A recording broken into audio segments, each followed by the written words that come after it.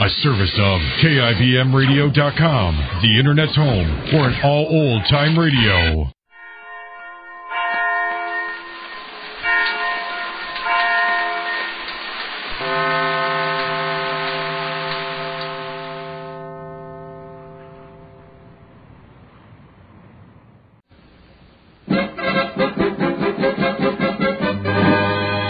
Jerry of the Circus.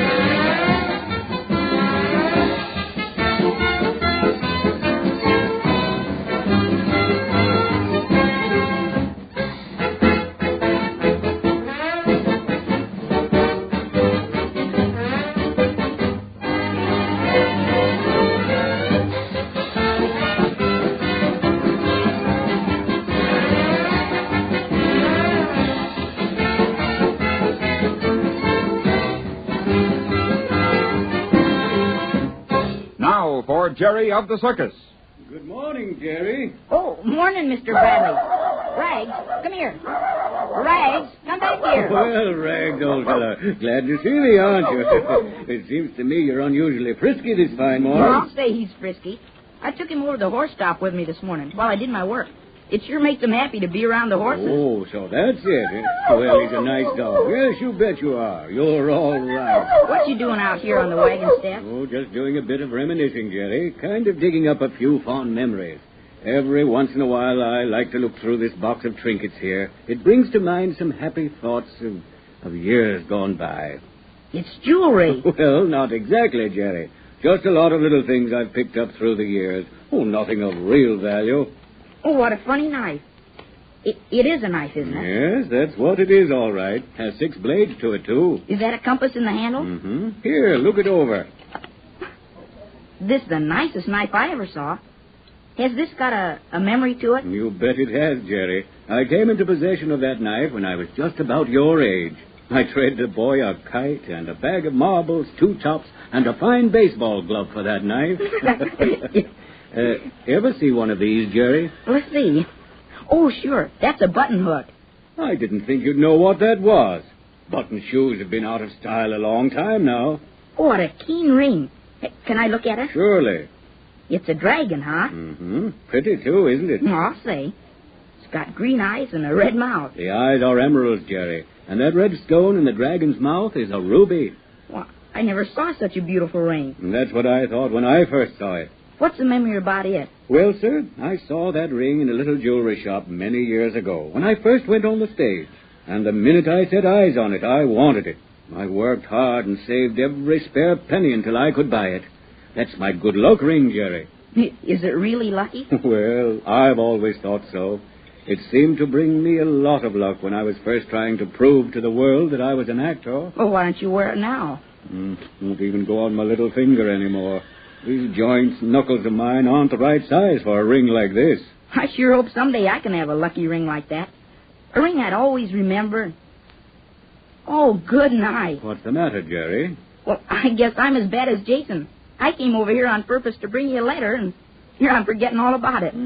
Thank you. Jason got it for you, and he asked me to bring it over. Well, look here, Jerry. What is it? This letter. It's from the government. Oh, sure. A registered letter. Jason had to sign for it. Wait a minute. Why, it's that check for $500, Jerry. The reward money for turning Spike in. Yes. Well, what's the matter? You know, Jerry, it was you who first called my attention to that poster about Spike. Oh, I never would have paid any attention to it. Oh, that was nothing. I just thought I knew who it was and asked you to look at it, too, to see if you knew who it was. Jerry, I want you to take half of this money. Oh, no, I wouldn't do that. But it's rightfully yours. Oh, no, it isn't. Oh, I wouldn't take one penny of it. I don't feel that I want it either. But Spike wanted you to have it. And you said you were going to send it to your son for his wedding present or something. Well, there's no denying it would be nice to send to my boy. But I feel... Well, don't even think about it, Mr. Bradley. Just send it to your son right away. I'll make a bargain with you, Jerry. What do you mean? I'll get this check cashed and send the money to my boy for his wedding. But as long as you won't have any of the money, I want you to take this ring. What? Your good luck ring? Yes, Jerry. Oh, no, Mr. Bradley. Well, that's no bargain. I couldn't take that beautiful ring. Besides, you can't give your good luck away. Oh, listen, Jerry, my lucky days are over, and yours are just about to start. Now, you take the ring, and I hope it brings you as much luck as it did me. Not for $1 million. Nothing doing. Oh, you're hard to deal with, my boy. Well, maybe so, but I won't take the ring or the money either. Now, Jerry. Don't let's talk about that anymore, Mr. Bradley. All right, Jerry. I'll send the $500 to my son. Good. Say, look, Jerry. Here comes Major Mite. And as he's strutting along with that cane of his... Yeah.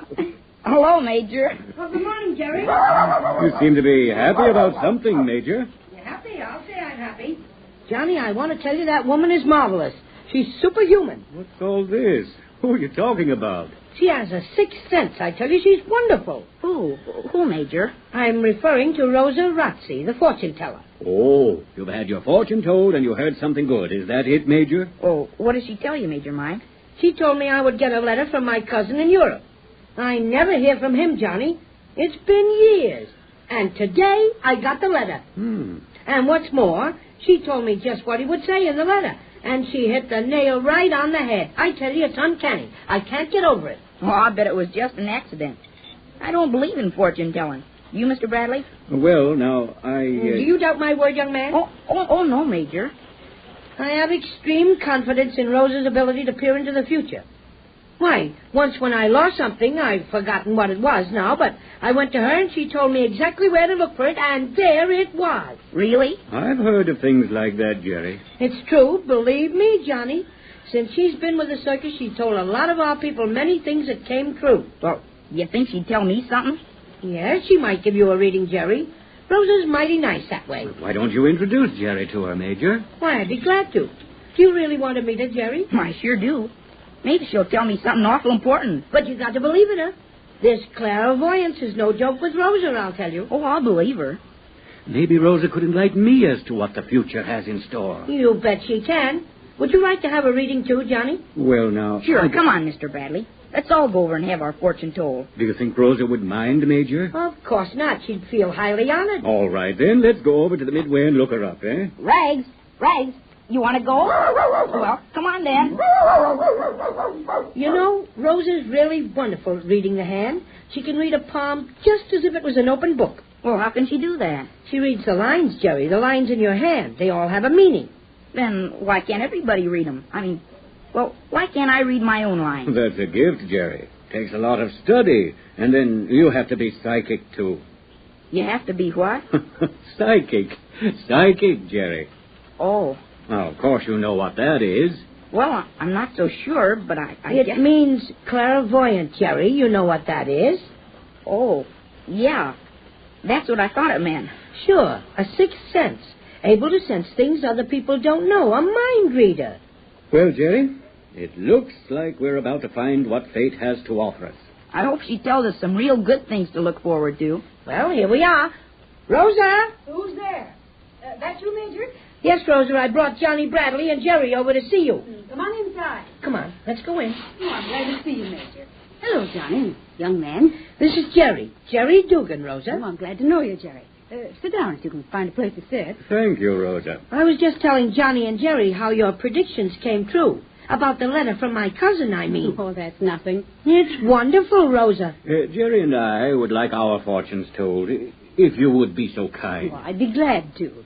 Who shall I tell first? Well, you be first, Mr. Bradley. All right. You and the Major might go outside now, Jerry. Yes, we'll wait right outside the tent. Oh, no, there's no need of that. Whatever you have to say, Rosa, I wouldn't keep from Jerry or the Major anyway. There are no secrets in my life. You're the boss, Johnny, if you want them to hear your fortune. Let me look in your hand, Johnny.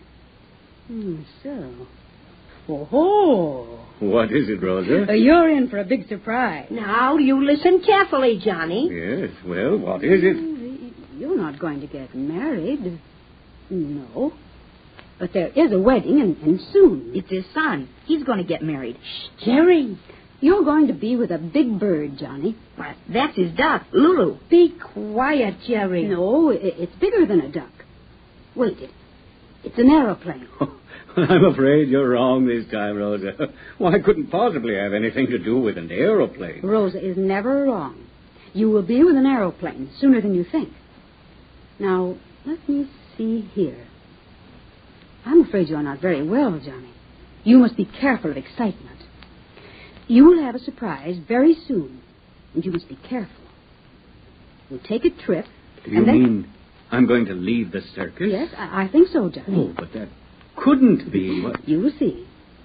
Johnny, I see here that you're going to be very happy. There's very much happiness in store for you. Well, that's nice. And I told you, be careful of your health. Now, that's all I can tell you. If I'm not right, you tell me, won't you? Yes, Rosa. I'll let you know just what happens. And thanks for the reading. No. You mustn't thank me. It won't come true. I'm glad to tell you these nice things. You just remember what she said, Johnny, and you'll see. It'll all come true. Can I have my fortune told now? Yes, young man. You're next. Yeah, let me look at your hand. No, the other one. Oh, you have a good hand to read, Jerry. Have I got a surprise, too? Just a minute. I think you're going to stay with the circus always, Jerry. Well, that's what I want to do. And someday, you will be a big man with the circus. Wait. What do you see? This isn't so good. You've got trouble ahead of you. Trouble? Should I tell you about it? You really want to hear? Oh, sure. I ought to know about it. The Major now step outside while you get your fortune told, Jerry. Oh, no, you can stay. I heard yours. No, we'll wait right outside. It's better to be alone. Oh, all right. Well, what kind of trouble do you see for me? I'm trying to find out. It's a man. I think perhaps that he'll make trouble for you. A man? Wait, Jerry. I think that very soon you'll look for... Did you lose something? No, I don't think so. This man, he's a small, thin man. Dark. Well, I don't know any man that's small and dark and thin. Is he with the circus? No, he's not. You don't know him yet, but you will. Do you think it might be something dangerous? I don't know, Jerry, but you'll have to be very careful of this man.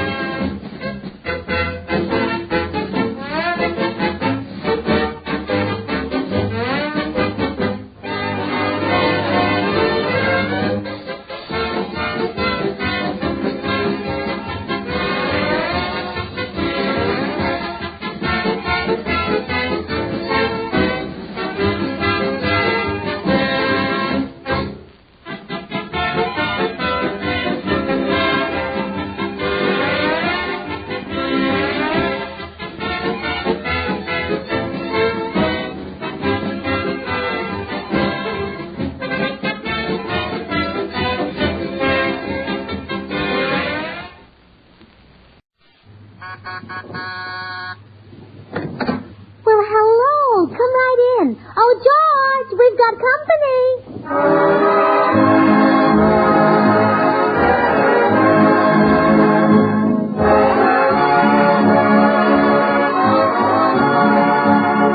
This is Bill Goodwin speaking for Lever Brothers, makers of Swan, the new white floating soap.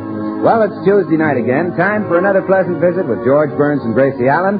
Their guests are Kim Tamirov, Jimmy Cash, and Paul Whiteman and his music. And now here are the 6 hits and a miss, singing Santa Claus is Coming to Town. You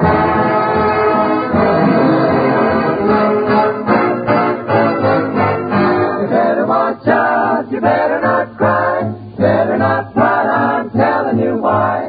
Santa Claus is coming to town. He's making a list and checking it twice, gonna find out who's naughty and nice. Santa Claus is coming to town. He sees you when you're sleeping, he knows when you're awake. He knows if you've been bad or good, so be good for goodness sake. You better watch out, you better not cry, better not pout, I'm telling you why. Santa Claus is coming to town.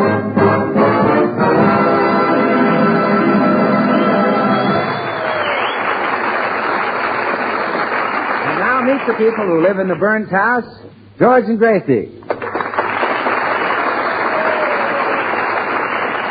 Well, it's only 2 more nights till Christmas, and Gracie has already started to trim her tree. But as she hangs the ornaments, there's a worried look on her face. Her little duck, Herman, hasn't come home yet.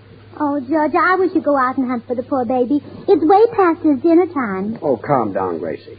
Even with the meat shortage, nobody would want that darn duck. But he's never been out this late before, except that time he flew up on the Morton's clothesline and crawled into the seat of Mr. Morton's union suit.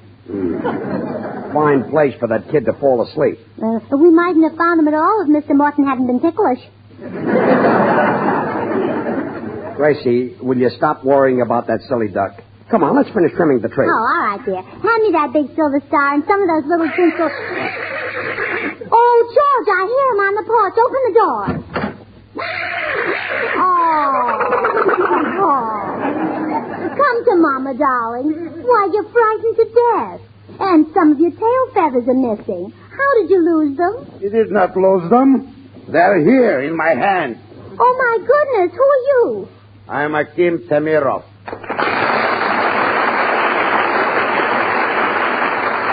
Well, what are you doing with Herman's tail feathers? It was a mistake. I was reaching for his neck. That's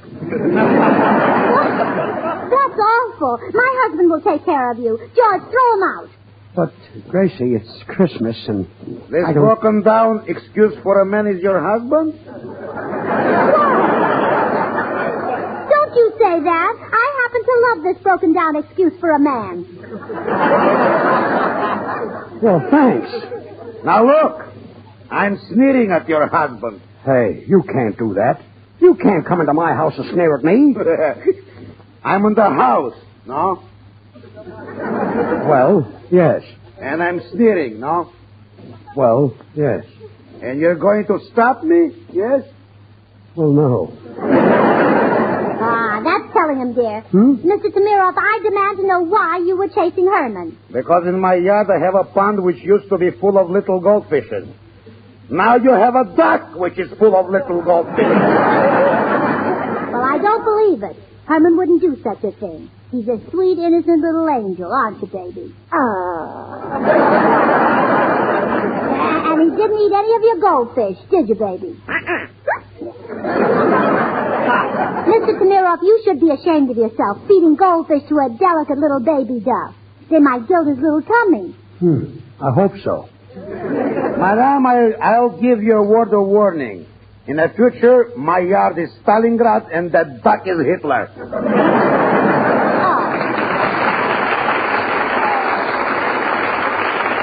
Is that so? It is so.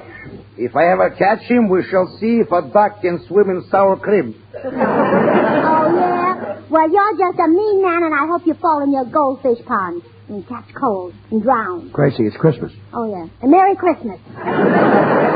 Oh, fine. Now, just remember, if that bird comes near my house again, я эту паршивую утку схвачу за горло и задушу своими руками. Well, George, what did he say? Well, I don't know. He's a Russian. I suppose that's what a Russian says when he's mad. Oh, no, it isn't. When a Russian's mad, he says, how do you do?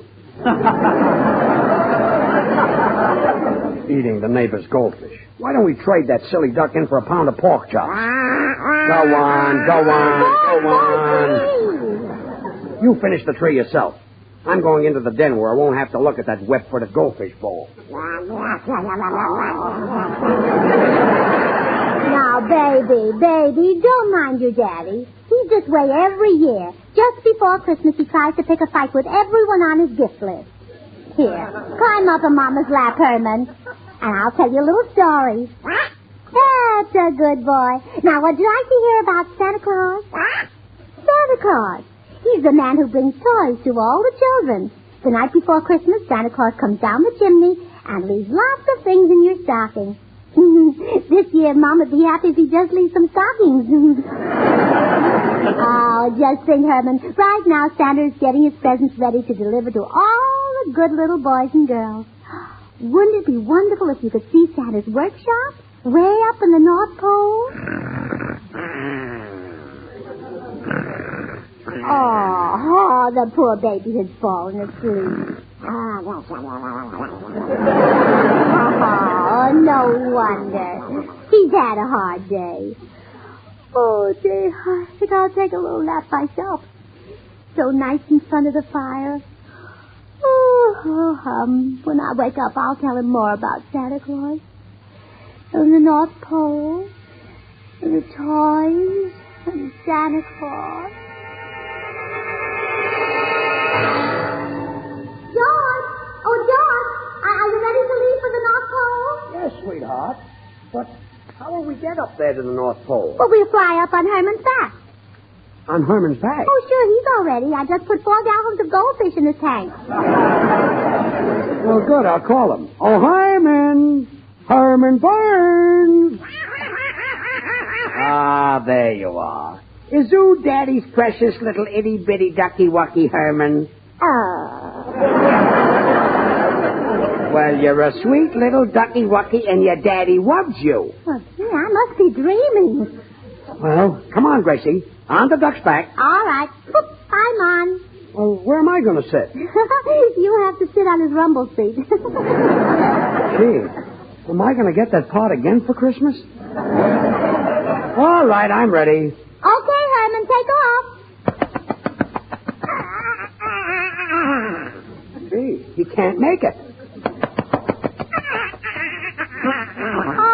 Oh, no wonder he can't take off. His rudder is dragging.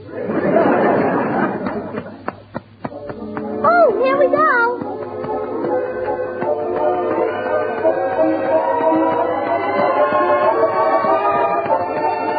My, this certainly is the way to travel, George. Well, look, we're over San Francisco already. See, there's Mama's house. Yoo-hoo, Mama! Gracie, she can't hear you. Oh, sure she can. Look who's with me, Mama. George. Of course you know him, Mama. It's George. You know, the man I married anyhow. Dear old mother. She's a sweet, sweet girl. Say, we're really making time. Look, we're over Canada already. Oh, yes. And here comes Alaska. Yeah, and there's... Oh, poof. Oh, George, that wasn't nice. Gracie, we were over Kiska. Oh. We must be nearly there now, George. Yeah, there's Santa's place right down there. Okay, come in for a landing, Herman. Okay.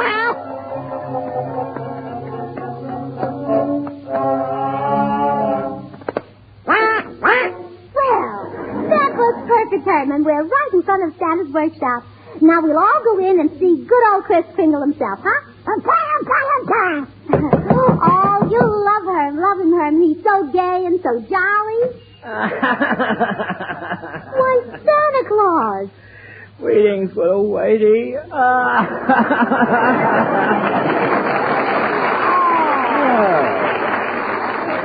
Now, buck up, Chris, old man. What's the trouble? Oh, once in a whack, my Christmas is ruined. This year it will be a complete flop over.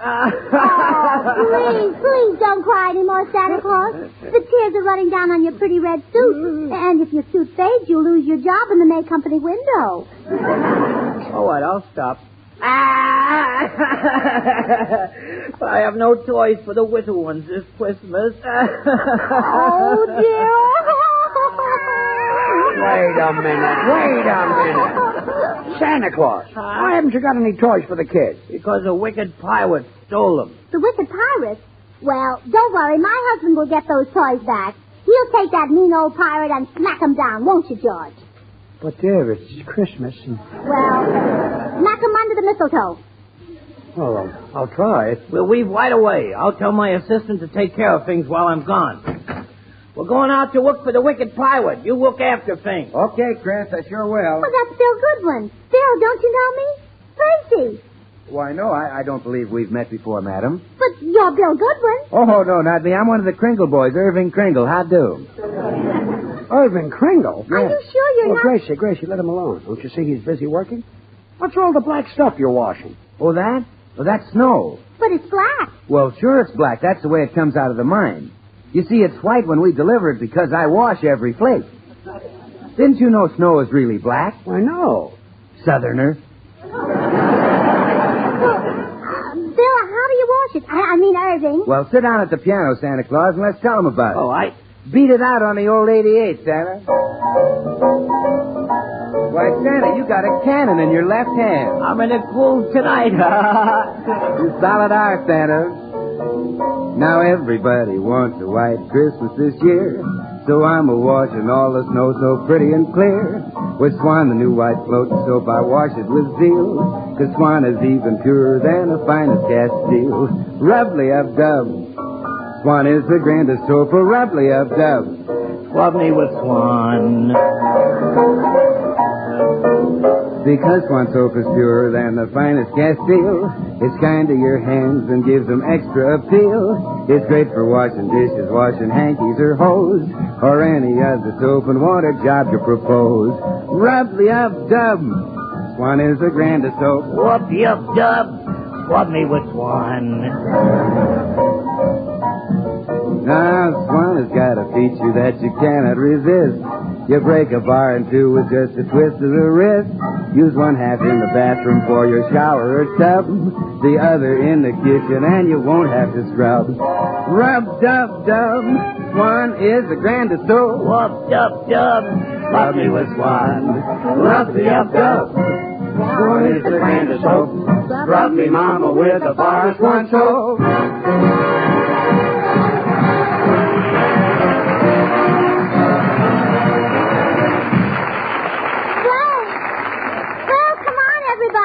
We're off to get the toys back from the wicked pirate. Oh, hope we catch him. He's probably planned his escape pretty carefully. Oh, don't worry about that, Santa. You know what I always say? The best planned men are oft times nice and lay after glee, gang.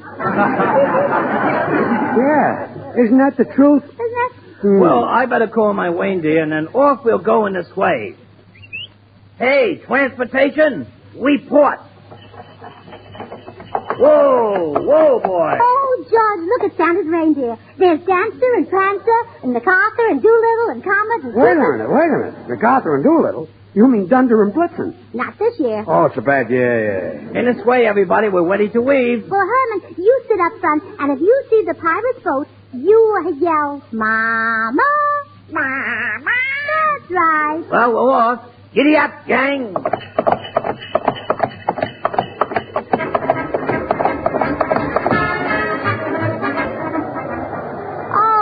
Wonderful.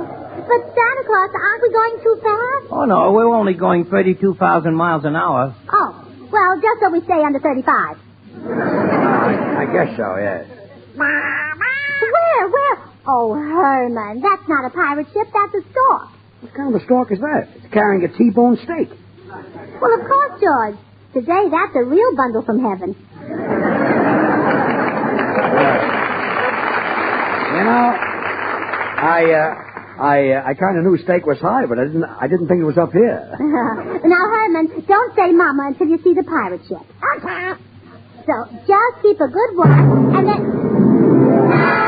Oh, what was that? It's the pirate ship. They're firing rockets at us. Yeah, we're right over it. Look out! Look out! Here comes another one. Oh, they almost got us that time. We say it. They can't frighten us. We'll go down and get them with my machine gun.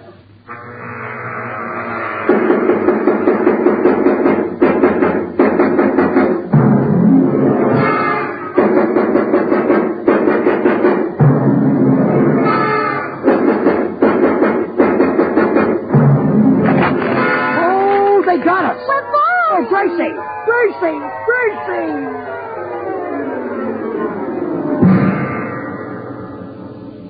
We landed right in the middle of the pirate ship. Come on, you swabs.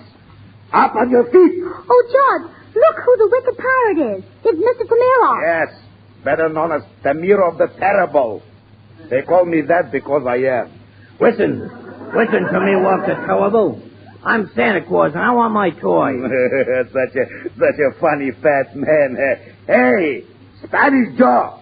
Sure, then what would you be on after now? Tamirov the Terrible, sir. Is that skinny prisoner?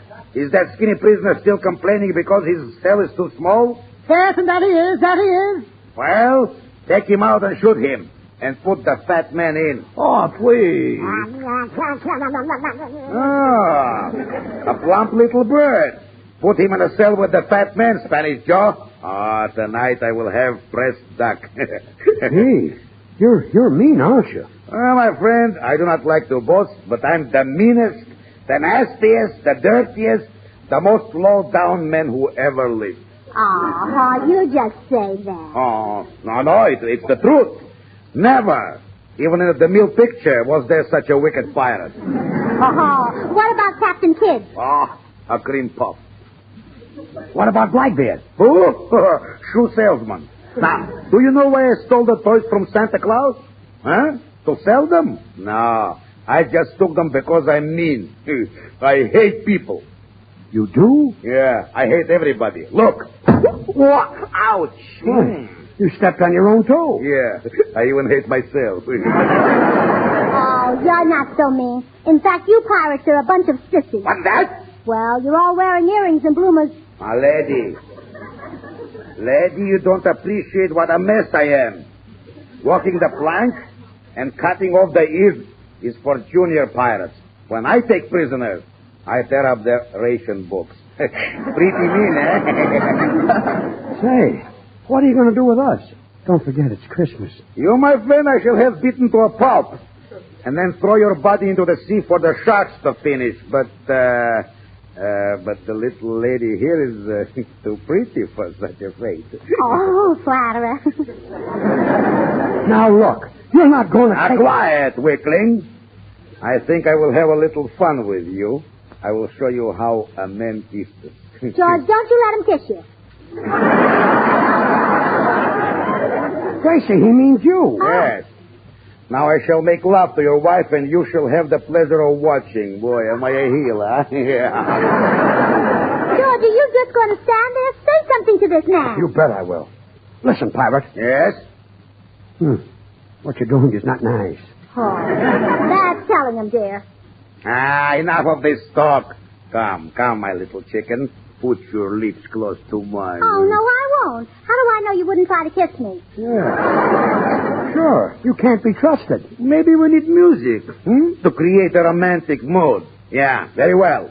Your husband shall serenade us with a love song. Me? You heard me. Sing. Oh, sure.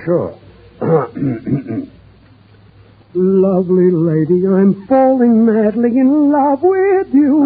Stop it now. Stop it. When I'm that. That's romantic? You sound like you're gargling with hot borscht. Well, what you said is not nice. Now, wait. I will cast a magic spell. Now, wait a minute. Focus, abracadabra. There, now sing. Okay. Lovely lady, I'm falling madly in love. Gee, that's wonderful. I sound just like Jimmy Cash. Now, go ahead. Go, sing some more. Play, pirate. Lovely lady, I'm falling madly in love with you.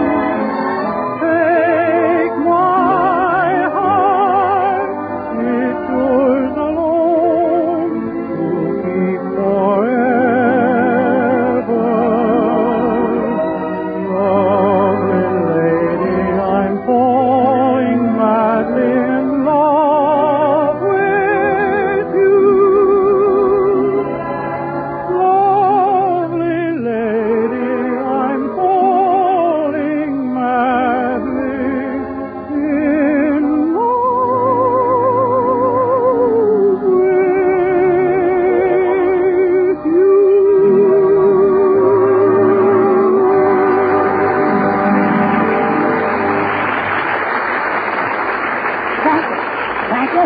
Thank you very much. Would you care for another number? Thank you. What a ham.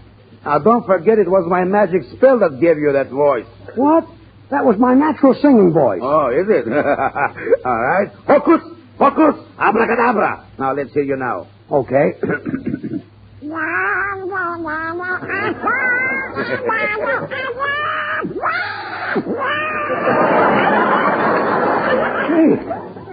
what happened? Oh, George, I'm so happy now you sound like yourself again. Well, are you ready to make love now? Come, my pigeon. Don't you touch that little girl. You're the meanest and lowest skunk I ever met. Yes. Why, you're nothing but a low-down, miserable rat. Yes. Why, even Gracie's sister Bessie wouldn't make love to you. Oh, now, wait a minute, George. That's going too far. Well, I guess it is. I had enough of this. Hey, only the sweet.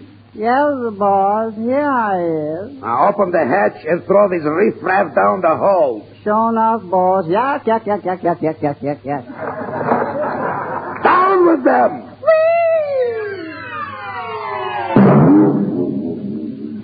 Oh, George, we landed on a big bass drum. Please, get off my stomach. Why, it's Santa Claus. Oh, pardon us for dropping in on you like this. Well, that's all right, Widow Wadey. I was just looking at all my toys. This is where that snake in the glass pirate put them. Well, just look at all these wonderful toys. Scooters and sleds and dolls. And look, here's a bubble pipe. And the card says, from Mama and Papa to Willie. That's probably for your brother. Oh, George, don't be ridiculous. My brother Willie's 37 years old. He stopped blowing bubbles 2 years ago. Well, good for Willie. Oh, here's my pride and joy right here. It's a talking doll. All you do is wind him up and he talks. Oh, really? Oh, let's try it. I'll wind it up and see what it says. Mama. Mama. Oh, it's a mama doll. Mama. Hey, Mama, get me some Swan, the new white floating soap that's kind to your hand. That's some dolls.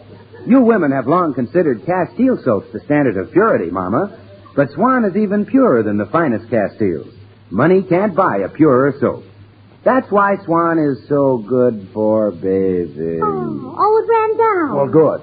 Oh, I want to wind it up again. He's so cute. Oh, Gracie, don't wind him up again.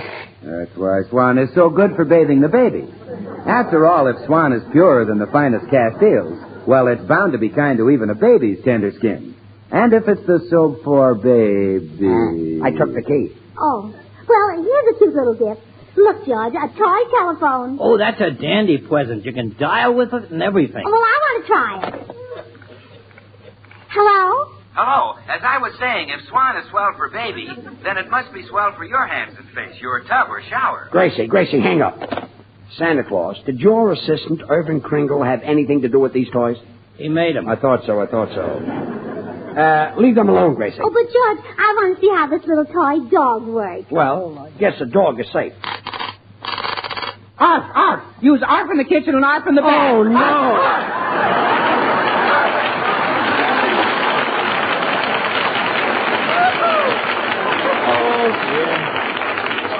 Oh, dear. All these beautiful toys. And it looks like the little kiddies will never get them.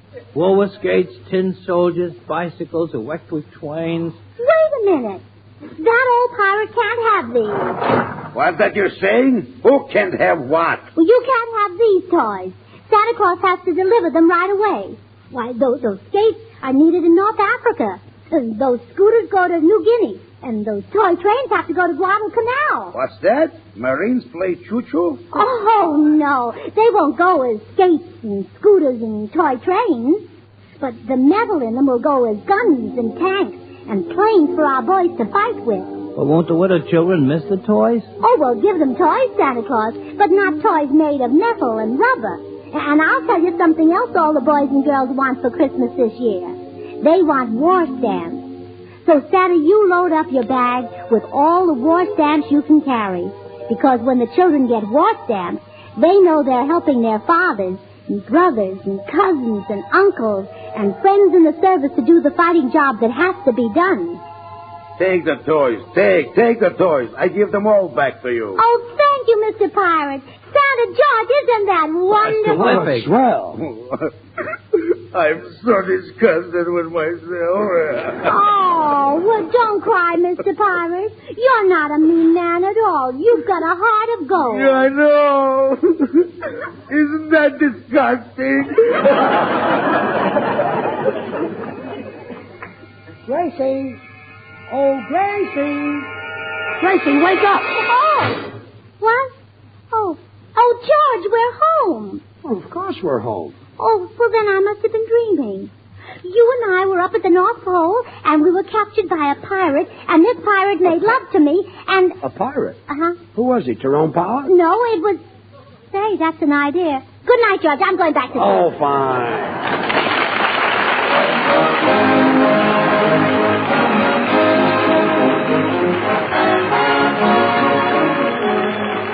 George and Gracie will be right back, so I'm just going to remind you that many women would have beautiful hands if it weren't for dishwashing. So when you're washing dishes, help safeguard your hands. Wash those dishes with Swan. Swan is purer than the finest Castile soaps. So naturally, with Swan in the dishpan, you help keep your hands lovely.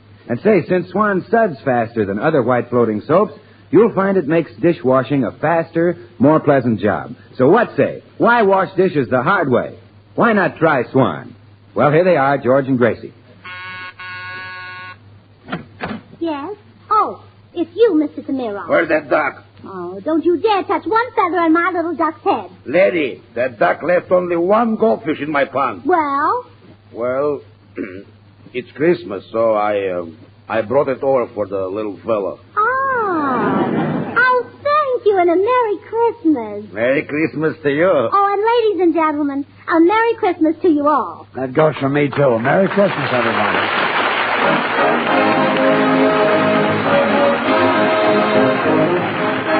The makers of Swan, the new white floating soap, join George and Gracie in inviting you to tune in again next week, same time, when their special guest will be one of your favorite movie stars, the glamorous Rita Hayworth. So remember, Swan also brings you another of radio's top shows, Tommy Riggs and Betty Lou over another network. Now till next week, this is Bill Goodwin saying, well, I, Swan, how about you? Good night. Merry Christmas.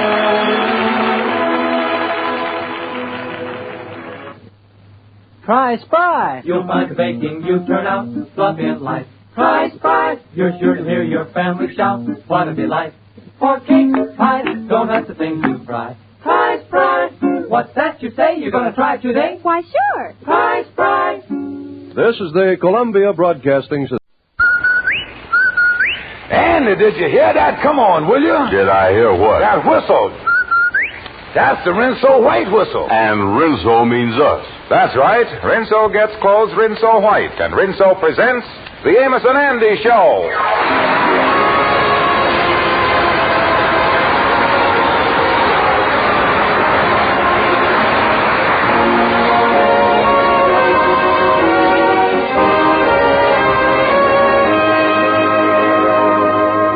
Rinso for a wash that's...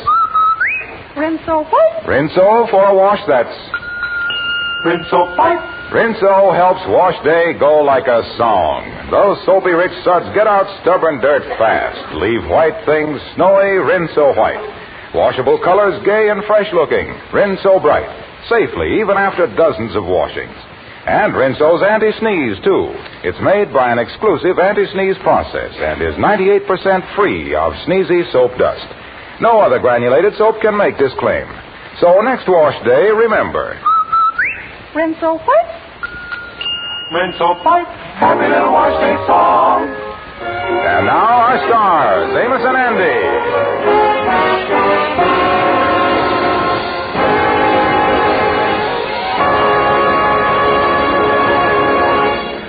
There's only one thing the Kingfish likes better than going down to his office and taking it easy, and that is staying home and taking it easy. It saves him the trip. At the moment, the Kingfish is home alone, sitting on the sofa, reading his newspaper, with his feet perched up on the chair. His wife, Sapphire, who's been out shopping, is just putting the key in the door. Oh, battle axe is back. Better get my feet off this chair and turn to the want ads. Hello, honey. I didn't expect you back so soon. Well, with the money you give me to spend, I can't stay out very long. Yeah. Yeah, nice hat you got on there, honey. New spring hat, huh? Yes, the spring of 1941. This is the 4th year I've been wearing this thing. Yeah, well, still look great on you, honey. Like I always say, when you buy expensive things, they last long because you was getting the best. I paid 98 cents for this hat. Yeah, well, I want you to keep on paying 98 cents for your hats, honey. I don't want my wife running around in none of them 49-cent hats, honey. 98 cents for a hat. George, how long is we going to have to go on scrimping and saving? So wait a minute now, honey. Now just wait till my ship comes in. I'll buy you everything. I've been hearing about your ship for 20 years now. How can it come in? It ain't even been launched yet. I'm just tired of living the way we do without no money. No, honey, I got money. Look here, I got $15. That is right there. Yeah, saving it for a big deal that's coming up. Yeah, other women don't have to go through what I does. They get new clothes. They ride around in their own cars. We ain't never had no car, George. Yeah, well, we'll get automobiles someday, honey. Soon as they get them perfected. Yeah, they are too dangerous. Yeah, well, when I think that you are driving alone in a car, maybe you done had a terrible accident. The car turns over 2-3 times and all smashed up with you underneath it. Honey, I just can't bear the thought of it. Oh, George. Oh, I mean it, honey. Costs a fortune to get these cars fixed, all right? Well, all I got to say is that if we don't get a car or something pretty soon that I can get a little pleasure out of, I'm going to walk out of here. Yeah, well, don't walk out of here. We'll wait till we get a car and you can ride out of here, honey. I ain't fooling you, George. Well, now, look here. Take it easy, honey. Look here. Now, don't worry about the car. Maybe I'll be able to get a car some way. I'll make everything all right. Honest, I will. Well, you better do something. I'm warning you, George.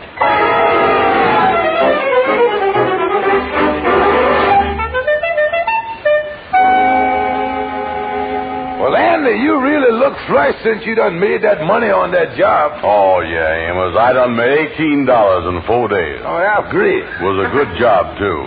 I was a night watchman on a building the government was putting up. They fired me. I don't know why. Yeah, well, wasn't you a good night watchman? Certainly I was. Of course, there was a little something missing one morning, but didn't amount to much. Oh, what was it that was missing, Andy? The steam shovel. I still can't figure out how the thieves done stole that thing. I was right on the job there as usual, sleeping less than 10 feet away from the thing. Now, wait a minute, Andy. You mean one of them big steam shovels that look like a caboose on a train? Yeah. Got that long iron girder sticking up there with a shovel on the end of it? And them heavy steel treads like a tractor? That was missing? Yeah, that's right. Well, I can't understand how the thieves could steal something like that without you hearing them. Yeah, well, they must have wore sneakers. I done phoned the police right away, and I told them to keep on the lookout for a couple of fellas with a hot steam shovel. Oh, hot steam shovel. Listen, man. Say, wait a minute. Here come the Kingfish across the street. Oh, yeah. He called me on the phone a little while ago about me and him buying a car together. I kind of like that idea. Come in, Kingfish. Well, hello there, Anna. Say, Amos, why don't you excuse me and Anna? I got a little business to talk over. Oh, that's all right, Kingfish. I don't want to mess up the wheels of commerce. Well, I'll see you folks later. Yeah, so long. Well, Anna, like I told you on the phone, it'd be a great thing for me and you to have a car together. Yeah, I was just telling Amos that I kind of likes the idea. Yeah, well, in that case, it's all settled. Now, Anna, about that $18 you got, when we goes to buy the car, I'm going to let you use that to make the first payment. That's called the down payment, you see. Yeah, then I will make the second payment in about a year with my $15. Yeah, well, why don't you make the first payment? Because I love you. Because you was a sweet fella, and I don't want to do nothing to hurt you. You see, Andy, every year a car goes down in value. Oh, they call it the depreciation. So I am sticking myself with the depreciation. Yeah, well, why can't you make the first payment and let me get stuck myself with the depreciation? You was too sweet. Yeah. Say, one thing we ain't recited yet, Kingfish. When is you going to use this car, and when is I going to use it? Yeah, well, I got that all figured out, too, y'all. Got that all I uses the car every day from 8 in the morning until 12 midnight. That's 8 to 12, 4 hours. Now, then at 12 o'clock midnight sharp, you gets the car and has it all night long, all night, till 8 in the morning. Yeah. You know why I'm doing that, Anders? Because I is sweet? No. It's just that I want to give you the best time for driving at night. Yeah. You drives along, there's not a soul around, not another car on the street. The world belongs to you. Yeah, the only thing is, it belongs to me at a kind of bad time, don't it?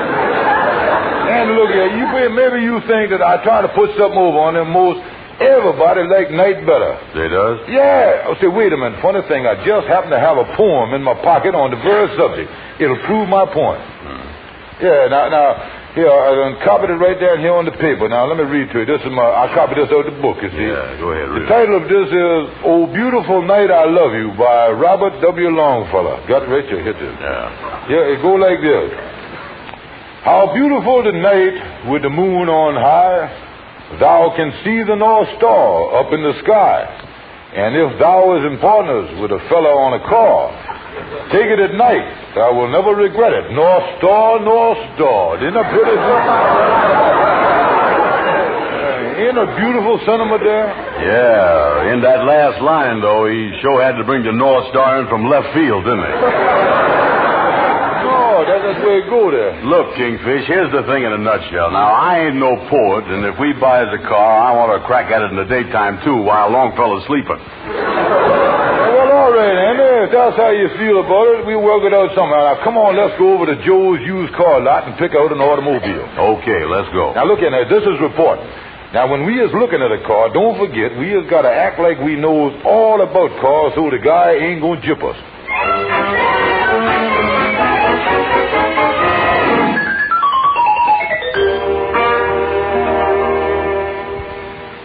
Can't go wrong in this car, boys. It's the best buy in the lot and right within your price range. Yowza. Well, I tell you right now, mister, we knows all about these cars, so you can't put nothing over on us. Let's check the motor here, Andy. Yeah, let's check that. We knows motors backwards, mister. All right, I'll lift up the hood.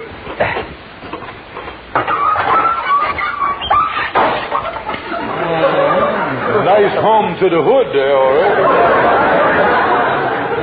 Well, there you are. Yeah, so we know the stuff here. Just want to make sure the motor's all right, mister. Oh, that's all right. Yeah, they got all the stuff on there, ain't it, Andy? Oh, sure, everything. Let's take a look at these pistons here. Those are spark plugs. Oh, yeah, new model, that's right, yeah. Let's look at the carburetor here. Okay, go ahead. That's the generator. Oh, switched it around too, huh? Yeah. Let's look at the. You want to go first this time, mister? I thought you two know so much about cars. Yeah, we does. Hey, Kingfish, look here. Look at this tire. The rubber's gone and the fabric is showing through. Fabric showing through, huh? Yeah. Well, don't worry about it. When the air starts showing through, that's the time to worry. Hey, Martha, we'll buy this car. Okay, boys, just step over to my office on the other side of the lot here, and we'll close the deal. Yeah. Give me the down payment.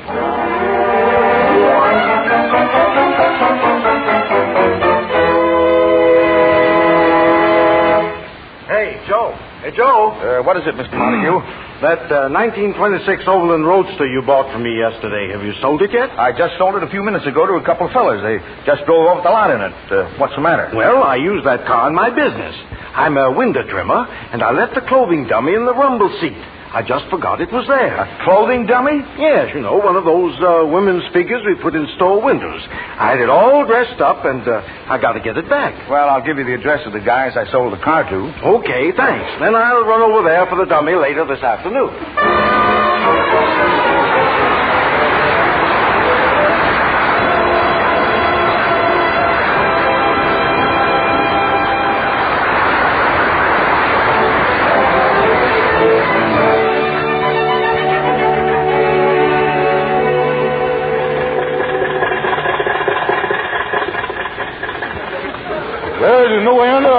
hardly realize that me and you as owners of a fine automobile like this. Yeah. Kind of shake a little, though, don't it, Kingfish? Now that you mention it, do shake a little. Matter of fact, Andy, it's healthier this way. You get the ride and you get your blood circulated at the same time. Kingfish, you showed that 1926 was a good year for Overlands, like you told me. Oh, yeah, they're great, yeah. But they got good and bad years, you know, automobiles. It's just like they have a champagne wine, you know. Some years the champagne is more bubbly than other years. Yeah. This show was a bubbly year for Overlands, wasn't it? Well, Andy, as long as that's all that's wrong with the car here, I think we can... What was that? Front tire. I think the air is starting to show through. Oh, me. Well, it was a great car for the first 6 blocks. Come on, Anna. Let's get out and get the thing fixed. That's the only thing to do. Yeah, while I'm looking over the spare tire, you look in the rumble seat and see if there's any tools in there. Yeah, okay. Oh, me, let me get this rumble seat open. See if there's any... a dead woman. Kingfish. What's the matter? What's wrong? Kingfish, I don't know. Maybe there's something wrong with my eyes. Maybe I didn't really see it. See what? Come here now. Now, when I raise the lid on this seat, you take a quick look in there. You ready? Close it.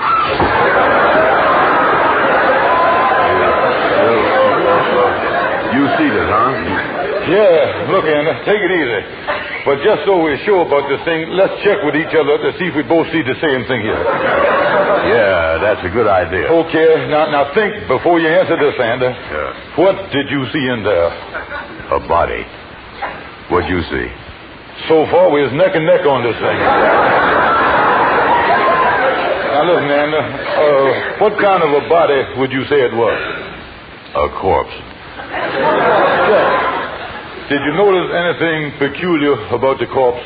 Yeah. It was dead. Double check. But, Kingfish, what is we going to do with a dead woman on our hands? Yeah, we liable to be accused of murder. Oh, me. Andy, listen.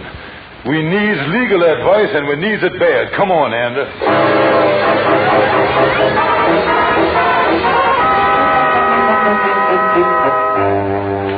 Say, Gabby, we're in an awful mess here. Now, we're in a lot of trouble. Yeah, and you got to help us, Gabby. I put you on these, boys. Don't worry about a thing. You was with your lawyer now. You ain't got nothing to worry about. Because your problems become mine. Our problems become yours? That's right, all mine. Now, what's my problem? You got a dead body in our rumble seat. Boys, I was returning the problem unopened. Your trouble is you bought 4 wheels with 2 bodies. What do you mean, bought 2 bodies? Say, listen, Gabby, what is you talking about? You was out of your head. I know I is. When I hear dead body, I don't know what I'm talking about. There's nothing that upsets me more than the word dead. It's so rigor-mortis-ish. Well, the thing is, Gabby, we definitely didn't kill the body. But is the police going to believe that? Yeah, or is they going to try to pin it on us? I'm afraid it is, boys. I'm afraid it is. Boys, there's only one other thing you can do. Find somebody that's a sucker and sell him the car with the body in it, with the body already in it. Give him a guarantee for 10,000 miles and just hope he goes there. Yeah, that's a good idea, Abby. Now, look here. Andy, look here, you go around and see if you can sell the car, maybe to Shorty. And I'll try to sell it to somebody, too. That's definitely what you should do. Otherwise, if you hold on to that body, you're going to be affected by the Burns curfew law. The Burns curfew law. The Burns curfew law? How you figure that? Well, when you get put in the electric chair by the law and they burned you, that's your curfew. That's the Burns curfew law, by the way.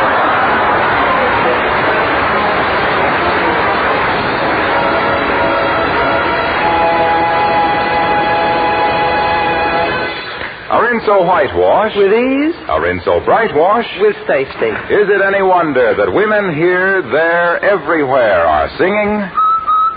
Rinso White. For a wash that's white as it can be. Rinso Bright.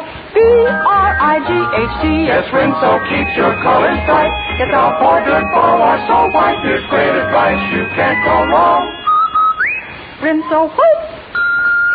Rinso Bright. Happy little wash days long. Thick, soapy-rich Rinso suds get out stubborn dirt fast. Get clothes Rinso White and Rinso Bright with as little as a 5-minute run in your washer. No wonder Rinso's the only soap recommended by the makers of 33 leading washers, including the famous Crosley. So Team Rinso with your Crosley for an easy, happy wash day. But remember, washer manufacturers have gone to war, so take good care of your Crosley. And don't forget, next wash day, make it a Rinso White Wash. With ease. A Rinso Bright Wash. With safety.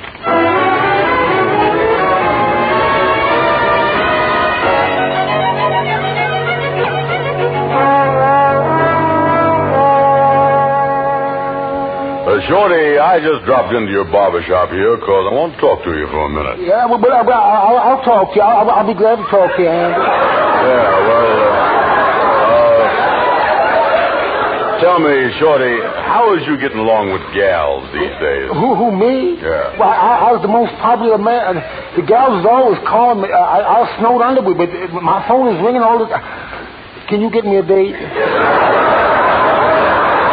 You see there? You see, just as I thought, you ain't got no gal. And I'll tell you the reason.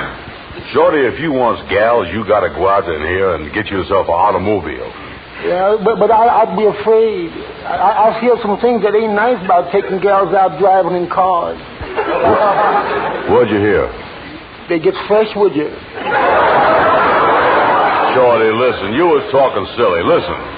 I got the perfect car for you to buy. A nice roadster with a rumble seat. Oh, yeah, I like a rumble seat. It sure would be nice driving out in the country. You said it. You know something, Andy? I'd like to have a car. I'd like to go out some night and park on a beautiful little hillside. Be in a rumble seat with some gals, some nice quiet gals. Just to sit there with her without her saying a word.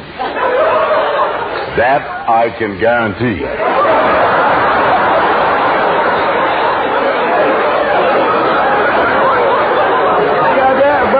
But on the other hand, I don't know if I ought to own a car, and it's so dangerous with all them women drivers on the road. I know my uncle he got in an accident kind of a woman driver.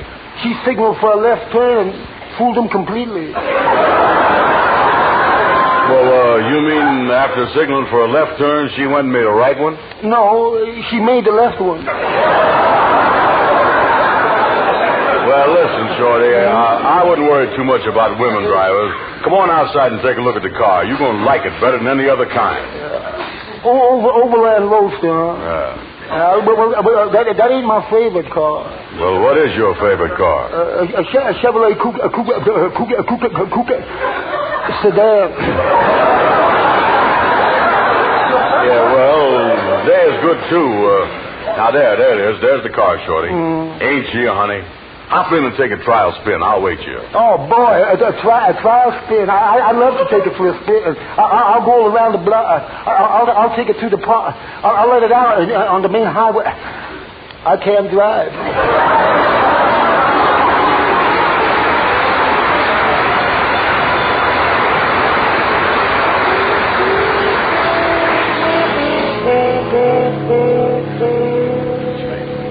Kingfish, now that we ain't be able to pass this car off on Shorty or nobody else, I was awful scared.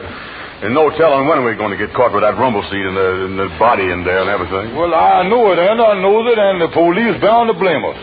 And does you realize this may mean the electric chair for both of us? Oh, no, Kingfish, not that. I was too young to die, Kingfish. I don't want to die. I don't want to die. Well, look at me, Andy. I got a wife. Yeah, well, at least you got something to take the sting out of it.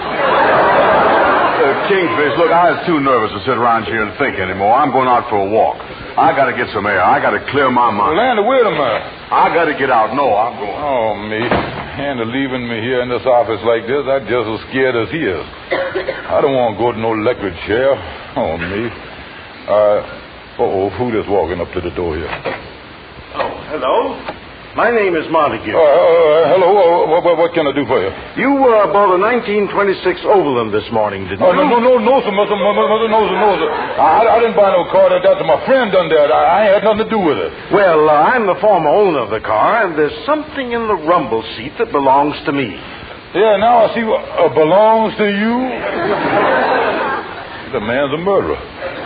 What was that? I didn't say nothing. You mean you was responsible for what is in the rumble seat? Yes, I use it in my line of work. Say, you seem rather interested. You know, there's a shortage of help in this line. I might be able to get you a job. Well, I tell you... Well, of course, you'd have to have a union card. A union card? They really got this stuff organized now, ain't they? Hey, look, Mother, I don't want no trouble. If it happens to be a body of yours by mistake, you can have it right back. Body? But I don't know what you're talking about. Look, all I want is the window dummy I left in the car you bought. I have to get to work now. Did you say window dummy? Yes. Now, where is it? Say, Mister, you just made me the happiest man in Harlem. Mister, look, the car's parked down the street about a block. The dummy's in the rumble seat. Just go and take it away. Oh, well, thanks a lot. Well, goodbye. So long. Oh, so the body was just a window dummy, huh? Say, that give me an idea. I'm going to call Sapphire and tell her to get all dressed up to go riding in our new 1926 Avalon. I just thunk of a way to own it cheap. It looked like Andy Brown is going to get smacked with the best scheme I done had yet. Hey, Kingfish, listen, I got something to tell you. Wait a minute, now listen, before you talk here, brother Andy, don't tell me nothing. I've been thinking things over. You is, huh? And, of all my friends, you was the only one I really loved, and it's a beautiful love that I got for you. Now, look, this ain't going to be another poem, is it? Now, look, when I'm in the middle of telling you how I love you, will you keep your big mouth shut? I love you, Andy, I love you. And I just can't bear to have you take the rap for what's in that rumble seat. You mean you going to take the rap? Yes, Andy, I'm going to take the car off your hands for $15 cash, no discount. Okay, Kingfish, if that's the way you want to do, all right. It's a deal. All right, Andy, here's the $15 here. Good, thanks. And now that I got the money, all I got to say is that you sure is crazy to do a thing like that. Oh, crazy, is it? Well, now, as long as you're getting a little huffy and puts it that way, son, I'll tell you a thing or two. That body that was in the rumble seat wasn't no body at all. It was just a window dummy, and now I owns the car. So I ain't so crazy at all, is it? Andy, you just done got smacked by a smart man, that's all, son. Look, Kingfish, it so happened that I knows it was a dummy, too. When I was outside before, I took a good look in the rumble seat, and I seen it.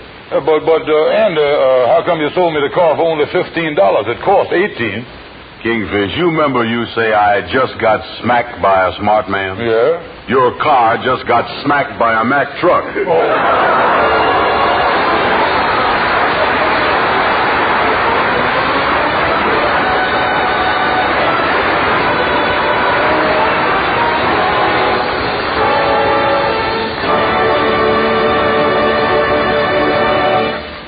Just one more thing, folks, and a mighty important one at that. Ann and I would like to have you pay special attention to what Hollow Wilcox is going to tell you.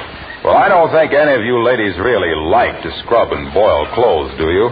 I thought not. And you don't have to either. Not with Rinso. Why, a short soaking, as little as 10 minutes in those soapy-rich Rinso suds, a few quick finger rubs on extra soiled places, and your clothes are ready to rinse.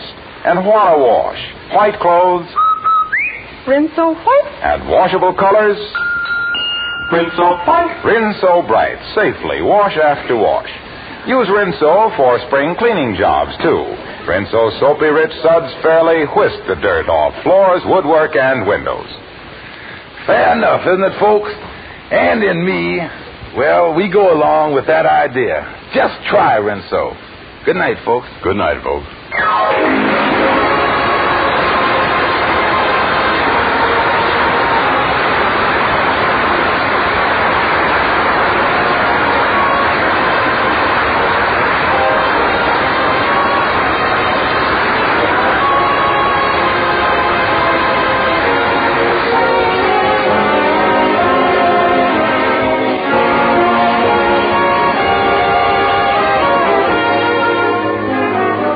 to be with us next Friday evening at this same time when the makers of Rinso will again present the Amos and Andy Show. Say, have you ever heard of a man being forced to court his own wife after being married 20 years? Well, that's the strange predicament the Kingfish is in next week. So be sure to listen in. The Amos and Andy Show is broadcast to our fighting men all over the world through the facilities of the Armed Forces Radio Service. This is Harlow Wilcox saying good night to all of you from all of us, and reminding you to turn your used fats and greases into red ration points. Your butcher will give you 2 red points plus 4 cents in cash for every pound of waste fat you bring him. So save every scrap of used kitchen fat and grease in a clean can, and when the can is full, take it to your butcher promptly for extra red points.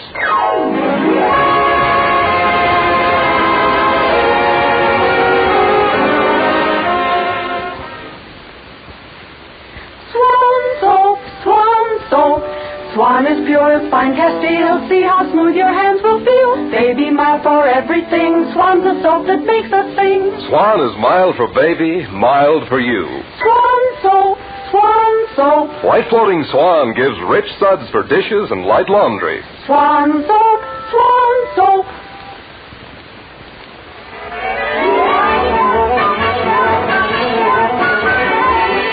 This is the National Broadcasting Company.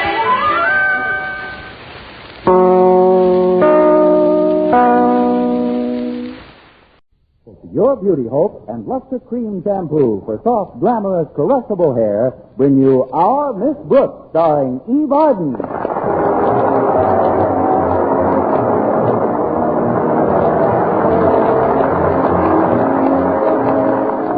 Our Miss Brooks manages to keep pretty busy teaching English at Madison High School. But in spite of her preoccupation with her own subject, she's managed to find quite a bit of time lately to pursue the study of biology. One thing is certain. I've spent more time pursuing the study of biology than the biology teacher has spent pursuing me. It isn't that Mr. Boynton doesn't believe in romance. After all, if it weren't for him, Alice and Vincent, Mabel and Ted, and Bernice and Henry would never have gotten together. And everybody knows they're 6 of the happiest rabbits in town. Anyway, I was pretty surprised last week when my landlady, Mrs. Davis, told me that Mr. Boynton had borrowed my copy of Rossand's Cyrano de Bergerac from our library. We were discussing it last Thursday morning while Mrs. Davis was getting breakfast ready. I can't understand it, Connie. Cyrano is a very romantic play. Does Mr. Boynton read that kind of literature? I doubt it very much, although he surprised me once before this when I saw a book on his desk called Come Fly With Me. That sounds like a very racy novel. That's what I thought till I saw the rest of the title. That read, The Life and Times of an African Tsetse Fly. Yes, maybe now that the weather's getting nicer, he'll warm up a bit. Remember the old saying, in the spring, a young man's fancy. Not Mr. Boynton. He's no fancier in the spring than he is in the winter. Oh, that must be Walter Denton. I asked him to pick me up this morning. Coming. Oh, come in, Walter. Thanks, Miss Brooks. Come on into the dinette. I was about to have some breakfast. Will you join me? No, thanks, Miss Brooks. I couldn't eat a thing. Not the way I feel. What's the matter, Walter? Are you ill? Well, not physically. Mentally? No, not mentally either. I guess it's what you'd call spiritual mal-de-mer. You know what they say? When love enters the heart, appetite flees the stomach. Who says that? I don't know. I guess it's anonymous. It deserves to be. Hello, Walter. Oh, how are you, Mrs. Davis? Fine, thanks. I'll set a place for you right here. Just sit down and we'll have a nice breakfast in a jiffy. Walter doesn't want anything to eat, Mrs. Davis. He's got spiritual mal-de-mer. Oh, that's too bad. But how about you, Connie? I've got a big bowl of fruitcake batter humming in the mixmaster. Or would you rather have a fried egg? I'll just have some fruit juice and coffee, Mrs. Davis. If I don't watch my figure now, Mr. Boynton never will. I'll have my eggs scrambled, Mrs. Davis. And just so you shouldn't waste the batter, you can give me a stack of wheats on the side. With maybe a couple of strips of bacon. Let's see now. What was I talking about again? About love killing your appetite. Oh, yeah. I'm really worried, Miss Brooks. It's about Harriet Conklin. She's been very cool to me lately. Why? Have you been eating at her home, too? No, it isn't that. It's this poetry she's been getting lately. Poetry? From whom? That's just the trouble. I don't know who from. You don't know from whom? I don't know from nothing.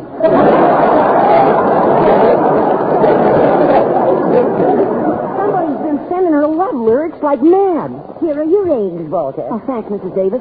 Miss Brooks, I suspect that the sender of the notes works around the cafeteria. Why the cafeteria? Because that's where she receives most of them. Whoever's writing the poetry has been sneaking it into her desserts. How did you find that out? Well, I've been suspicious for over a week. So yesterday, while Harriet wasn't looking, I switched desserts with her. And sure enough, tucked right in the middle of my chocolate eclair, Omar Khayyam. At least I think it was Omar Khayyam. You mean you're not sure? Well, it was pretty gooey. That's Omar Khayyam, all right. Here are the wheat cakes, Walter. Oh, thanks, Mrs. Davis. Now, this thing has got me all at sea, Miss Brooks. I can't sleep at night. I can't study right. I can't eat. I know. Here's the syrup, Walter. Thanks. Some more butter, too, please? Oh, sorry. Here you are. Listen, Walter, Harriet's just like any other adolescent. She's intrigued with the idea of having a secret admirer. Receiving anonymous poetry is a very romantic thing for a young girl. Can you remember receiving any poetry, Miss Brooks? Back when you were young, I mean? Just one, Walter. Henry Wadsworth Longfellow sent me the original copy of Evangeline. Now you're kidding me, Miss Brooks. You must have been a baby when Longfellow was alive.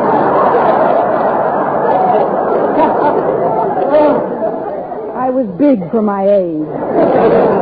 Look, Walter, there's only one thing to do. Beat this unknown rival of yours at his own game. You mean I should send her some anonymous poems and then after a while tell her it's been me all along? Exactly.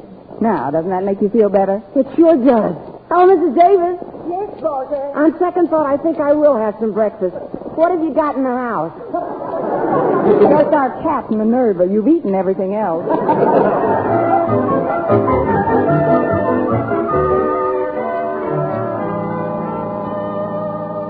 And these are the main points of difference in the circulatory systems of cold and warm-blooded animals. Well, that'll be all for today. Excuse me, Mr. Boynton, but you asked me to wait after class? Oh, yes, Walter. About that note you were scribbling while you should have been listening to my lecture on the North American tree toad. Hand it over, please. But, Mr. Boynton, it's personal. I'm sorry, Walter. I've got to find out what it is that's so much more important to you than the North American tree toad. Well, all right, Mr. Boynton. But you won't learn much from this. Well, let's see. Oh, it's a poem. 'Tis but for you that my heart does beat, and over it does repeat. As it says your name, it twists like a lariat, just because your name is Harriet. Well, Mr. Boynton, now you know. It's Harriet Conklin that's more important to me than a North American tree toad. I didn't mean to embarrass you, Walter. I think our esteemed principal's daughter's a fine girl, and I'm quite fond of poetry myself. You, Mr. Boynton? Yes, me. There are things in my life besides toads, too. Really? What? Well, one of my favorite bits of verse is quite similar to the one you've written. It goes, your name hangs in my heart like a bell's tongue, and evermore with love I tremble. And the bell swings, and then your name rings out, and everything you do lives in my heart. Well, Walter, what do you think of it? This is pretty muchy, if you ask me.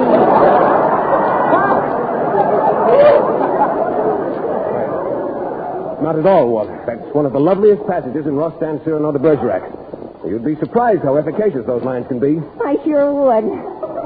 Here, I'll write it down for you. Now, I'm sure this will help you a great deal in your pursuit of the fair Harriet. You certainly have a beautiful handwriting, Mr. Boynton. Gosh, Harriet practically swoons every time you write the questions on the blackboard. Oh, that's very flattering, Walter. There you are. I sure appreciate this, Mr. Boynton. Gosh, after all the trouble you've gone through already, I hate to ask you, but... Well, if this works, will you be my best man?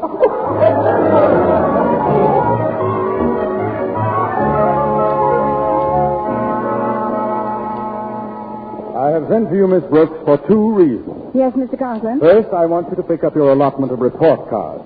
You'll find them in one of those envelopes on the desk. Yes, sir. It's marked for Miss Brooks. Have you got it? Not yet. Let's see here. Well, now, they're all alphabetically listed. Are you looking under B? But you said the envelope's marked 4, Miss Brooks. I've been looking under F. I found it, Mr. Conklin. Well, good for you. Pick up your lifetime supply of lifesavers on the way out.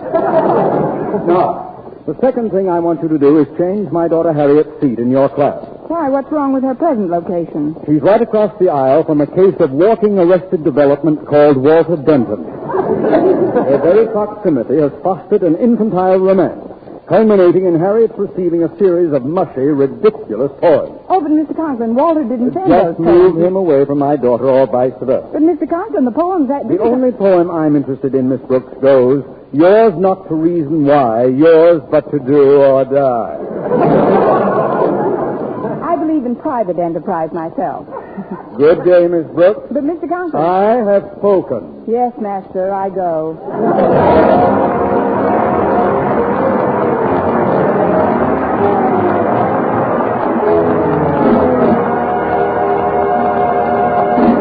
Our Miss Brooks, starring Eve Arden, will continue in just a moment. But first, here is Vern Smith. Regardless of age, skin type, or previous beauty care, doctors prove you, too, may win a lovelier complexion with Palmolive soap. But to win this lovelier complexion, you must stop improper cleansing. Instead, use Palmolive the way doctors advise. 36 doctors, leading skin specialists, advise using Palmolive soap this way for 1,285 women with all types of skin. Young, old, dry, oily, normal. And using Palmolive soap alone, 2 out of 3 won lovelier complexions. Oily skin looked less oily. Dull, drab skin wonderfully brighter. Cross-looking skin appeared finer. Here's what the doctors advise. Wash your face with Palmolive soap 3 times a day. Massage with Palmolive's wonderful beauty lather for 60 seconds each time to get Palmolive's full beautifying effect. Then rinse. Look for improvement within 14 days, for doctors prove this way, using Palmolive alone, really works.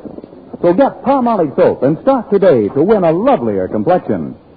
And ladies, enter the $100,000 49 Gold Rush contest. The makers of Palmolive soap offer $49,000 first prize and over 4,900 other prizes.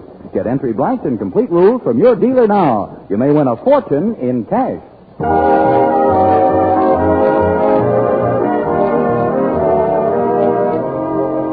When I left Mr. Conklin's office, I headed for my classroom again. Hello, Miss Brooks. Oh, hello, Harriet. Guess what? I just found another poem smuggled into my history book. And this one is the loveliest one of all, and the most important, too. Because I know who sent it. I know at last who my secret admirer has been. Look, Harriet. How do you know? By his handwriting. Every time I've seen it on the blackboard, I've practically swooned. But Miss Brooks, he's a little older than I am, and do you think an older man could become infatuated with a woman my age? That's happened, but I'd think it over very carefully if I were you. The first man with whom I fell madly in love was a little older than I was, and because of the difference, our romance got nowhere. How old were you at the time? I was 3, and he was 68. I just knew it couldn't work out. I figured that by the time I'd come of age, he would have already went. You're just teasing me, Miss Brooks. But this is a serious matter. I've got to let him know I know who he is. How are you going to do that? In a very subtle manner, Miss Brooks. I'll just give him back his poem without saying a word, and then he'll know that I know. But, Harriet, your father doesn't admire your secret admirer. Oh, he will. I wish I had an envelope to put this note in, though. I don't want to lose it before I meet him. Here. You can use this envelope, Harriet. Wait till I take out these report cards. There you are. Now, I'd better be getting into my room, Harriet. I've got to sort these cards before my next class. Very well, Miss Brooks. And Miss Brooks. Yes? Isn't love a wonderful feeling? It's dandy. Poor Miss Brooks. In love with the one who loves me. But that's life, I guess. The eternal triangle. Oh, good morning, Harriet. Have you seen Miss Brooks? Mr. Boynton! Oh, dear Mr. Boynton. Dear Mr. Boynton. Au revoir, Mr. Boynton. Oh, but Harriet, just a minute. What's this envelope? for Miss Brooks. Oh, I guess she wants me to give it to her. Funny how kids act sometimes. Come in. Busy, Miss Brooks? Why, no, Mr. Boynton. I was just sorting these cards. And I just dropped in to tell you how much I'm enjoying the book I borrowed. Of course, what with coaching the basketball team and all, I haven't finished it, but there are several passages in it that really remind me of my youth. I was a romantic kid, all right. Them were the days. In those days, I had a lot more, well, if you'll excuse the expression, intestinal fortitude. You mean concerning, if you'll excuse the expression, girls? Yes. You might not believe this, but I even wrote poetry. Isn't that silly? I don't think it's silly at all. You don't? Miss Brooks, if I were to... Well, that is, if you were to... Yes, Mr. Boynton? What I mean is, in your honest opinion... Yes? How do you think the basketball team will make out tonight? With you coaching them, they may back right out of the gym. I've got to be running along, Miss Brooks. Maybe we can discuss Cyrano again at lunch. All right, Mr. Boynton, but I'm still a little amazed at your interest in such amorous literature. Well, maybe you've underestimated me, Miss Brooks. Underestimated you? Yes, I almost forgot this envelope. It's for you. Well, so long, Miss Brooks. But, Mr. Boynton... Now, what is this all about? What's in here? Your name hangs in my heart like a bell's tongue, and evermore with love I tremble. And the bell swings, and then your name rings out, and everything you do lives in my heart. Why, Mr. Boynton, you underestimated dog, you.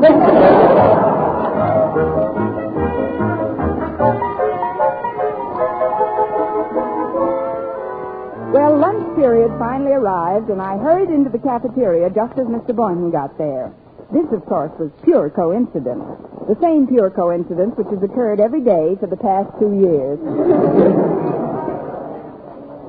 The students' threat to boycott this cafeteria last week seems to have done some good, doesn't it, Mr. Boynton? Oh, yes, indeed. They've even put flower pots around on the windowsills. Have you noticed them? Those? I thought those were jars of Jell-O. Yeah, I'm crazy about flowers, Miss Brooks. I just ordered some for my biology lab, and they certainly do a lot to relieve the drabness of a schoolroom. So do you. I mean, aren't flower pots a pretty expensive luxury for a teacher? Oh, they don't cost anything at all, Miss Brooks. Mr. Conklin gets them through the school nursery. You just tell him how many you want, he signs the requisition, and that's all there is to it. Well, you ought to get a dozen or so for your room. My room? But it's so crowded, where would I put them? On the windowsills. Oh, that's right. The pupils who sit there could hold them on their lap. Well, I suggest you request the small-sized pots, Miss Brooks. You'll be surprised how a few flowers will brighten things up. Frankly, when I was in your room this morning, it seemed rather cold. Cold? For a biologist, you're a pretty bad judge of temperature. But if it's flower pots you want, it's flower pots you'll get. Now, if you'll excuse me, I'd like to get back to my room before my next class and make out the requisition. Oh, certainly, Miss Brooks. But before I go, Mr. Boynton, this interest you have in flowers, does it extend to bees? Yes, bees fascinate me. Oh, then you know about the bees and the flowers. Of course, that's the first thing a biologist has to learn. But that was quite a while ago, wasn't it? Yes, it was. Mr. Boynton? Yes? Don't you think you could use a refresher course?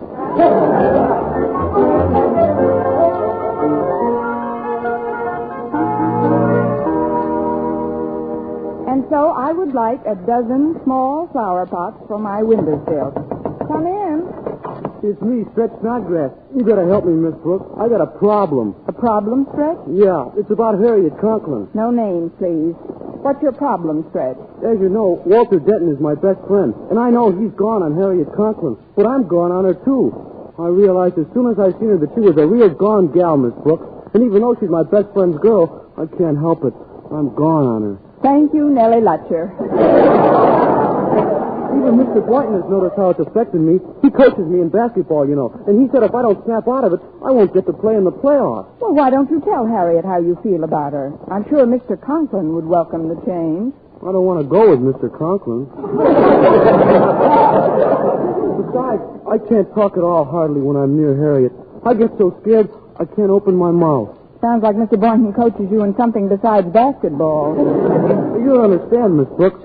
I wouldn't want Harriet to find out how I feel. I just want to worship her from afar. Believe me, Stretch, and I speak from experience, it's no fun from that distance. You see, Miss Brooks, for quite a while now, I've been smuggling little notes to her every day without signing them. So you're the one. What one? The one who's been slipping Omar Khayyam into Harriet Declares. That's right. But I lost the book somewhere, so I had to make up today's poem myself. That's why I came to you, Miss Brooks. I want you to hear it and tell me if it's okay. All right, Stretch, go ahead. To Harriet. Oh, I love the dear silver that ain't in your hair. And the brow that ain't furrowed or wrinkled with care. I kiss the dear fingers not toil-worn for me. Oh, I love you, dear Harriet. Well, what's the next line? I couldn't think of another original one, so I just put down Mother McCree.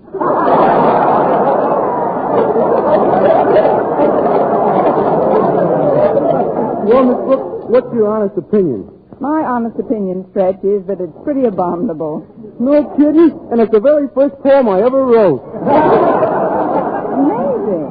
I know poets who've written for years without getting that abominable. Look, Stretch, if you want to make a hit with Harriet and get her mind off Walter, which will get Mr. Conklin's mind off me, you'll have to give her a different type of poem. What do you mean, Miss Brooks? Well, something like, say, I've got one right here. There, it's all written out for you. Let's see. Your name hangs in my heart like a bell's tongue, and evermore with love I tremble. Miss Brooks, what's a bell's tongue? It's right in front of the bell's tonsils. And the bell swings, and then your name rings out, and everything you do lives in my heart. What do you think of it, Stretch? Keen. What I like about it, it's just the right size to fit into a Napoleon. I'll go right to the cafeteria now. Oh, wait a minute, Stretch. I'd like you to do something for me first, if you don't mind. Sure, Miss Brooks. What is it? Just take this requisition to Mr. Conklin's office, will you? Sure, right away. No detours now. I want those flower pots as soon as possible. Okay, and thanks for the poem, Miss Brooks. Well, if it isn't Stretch Snodgrass. Harriet. Oh, gosh, Harriet, you're just the one I wanted to see. Harriet, even though you're Walter's girl, I mean, well, I can't help it. I've just got to tell you how I feel about you. Harriet, I think you're abominable. I felt it right from the start. There's something I want you to have, Harriet. Here, take it. Hey, wait a second, Harriet. I'll walk you down to the... Oh, hiya, Stretch. Hello, Walter. I can't talk to you now. I got to hurry and deliver a message to Mr. Conklin. So long, Harriet. Goodbye, everybody. What's the matter with him? Oh, I don't know. He seems awfully mixed up. He told me I was abominable, and then he gave me this note. The note? Well, what does it say? I don't quite understand it. It says, I would like a dozen small flower pots for my windowsill.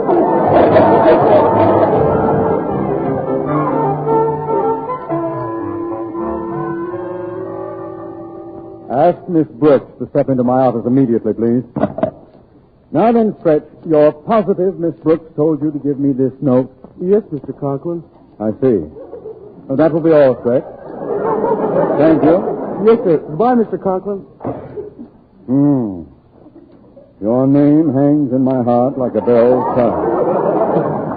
And evermore with love I tremble. Now, really. Come in. You sent for me, Mr. Conklin? Yes, Miss Brooks, I did. Sit down, won't you? Thank you. Miss Brooks, I don't know quite how to begin. I received your note, of course, and, well, I never suspected you felt the way you do. Well, I did decide rather recently, Mr. Conklin. But, Miss Brooks, you know Mrs. Conklin so well. What do you suppose she'd say? Don't you think she'd like the idea? Like the idea? Mr. Conklin, aren't you exaggerating the importance of my little note? It isn't as if I'm asking for the moon. All I want is some little ones.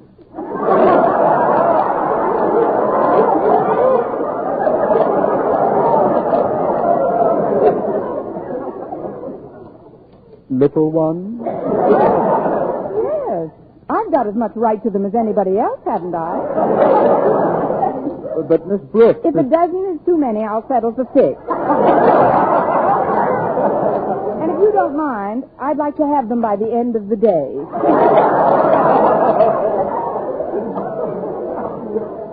You've been working very hard lately. And I know conditions here aren't too good. And Conditions aren't too good in any school, Mr. Conklin. That's one of the reasons I want them.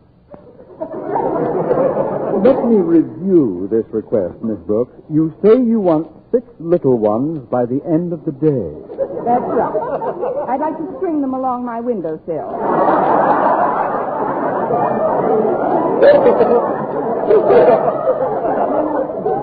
String them along your windowsill? Well, that's better than letting them lie around the nursery, isn't it?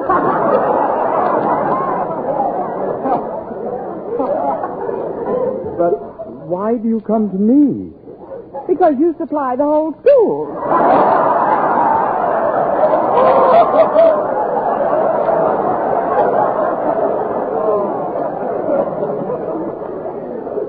Miss Brooks,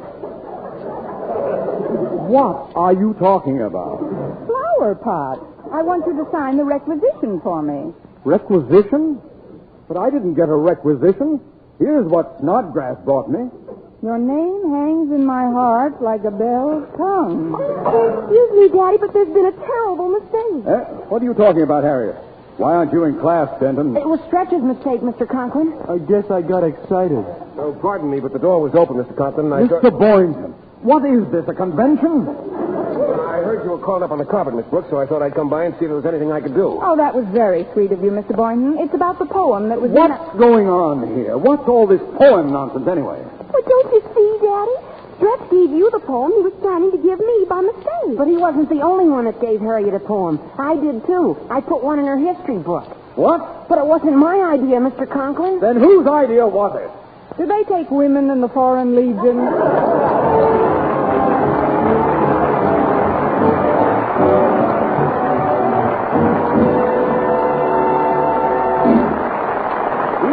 As our Miss Brooks returns in just a moment. But first, dream girl, beautiful Lester Cream girl. Tonight, show him how much lovelier your hair can look after a Luster Cream shampoo.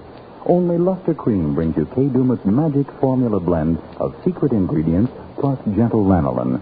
Gives loveliness lather even in hardest water. Glamorizes your hair as you wash it. Luster Cream. Not a soap, not a liquid, but a dainty cream shampoo. Leaves hair fragrantly clean, free of loose dandruff, glistening with sheen. Soft, manageable. Gives new beauty to all hairdos or permanents. 4-ounce jar, $1. Smaller sizes, either tubes or jars. Tonight, try Luster Cream shampoo and be a dream girl, beautiful Luster Cream girl. You owe your crowning glory to a Luster Cream shampoo. And now, once again, here is our Miss Brooks. Well, Harriet was so impressed by Walter's efforts to woo her away from her secret admirer that she forgot about Mr. Boynton and Stretch before you could say, your name hangs in my heart like a tongue in Barney's delicatessen. As for Stretch, he, of course, was heartbroken, but out of his soul-shaking anguish came another great original composition, which he cleverly entitled Melancholy Baby. I had a date with Mr. Boynton that night, and while I was waiting for him to pick me up, Mrs. Davis and I were chatting in the living room. Look, Tommy, do you think that his reading Cyrano will change Mr. Boynton's bashful attitude any? I hope so, Mrs. Davis. He certainly has been backward when it comes... I'll get it. Hello? Oh, hello, Miss Brooks. This is Mr. Boynton. I just wanted to let you know I've certainly had my eyes opened by this book you loaned me. You mean Cyrano, Mr. Boynton? Yes, it's wonderful, Miss Brooks, and it's made me realize something I should have known long ago. What's that, Mr. Boynton? I don't read half enough. So if you don't mind, Miss Brooks, I'd like to call off our date tonight and stay home and finish the book. Mr. Boynton? Yes? May I suggest another book for you to read? What book is that, Miss Brooks? It's called Everything Comes to Him Who Waits. But, brother, you're waiting too long.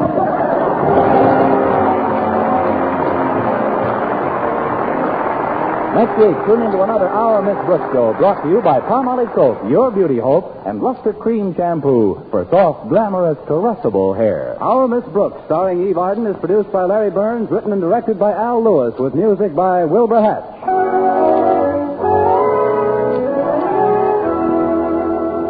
Here's good shaving news. 3 men out of every 4 can get more comfortable, actually smoother shaves with Palmolive brushless shaving cream. This is not just a claim. Here's the proof.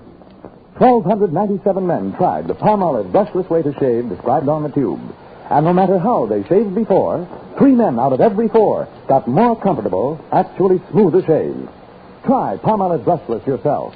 See if you don't get more comfortable, actually smoother shaves the proved Palmolive Brushless way. For mystery liberally sprinkled with laughs, listen to Mr. and Mrs. North, the exciting, fun-packed adventures of an amateur detective and his beautiful wife. Tune in Tuesday evenings over most of these same stations. And be with us again next week at the same time for another comedy episode of Our Miss Brooks. Bob Lamont speaking. Stay tuned now for Life with Luigi, which follows immediately over most of these same stations. This is CBS, the Columbia Broadcasting.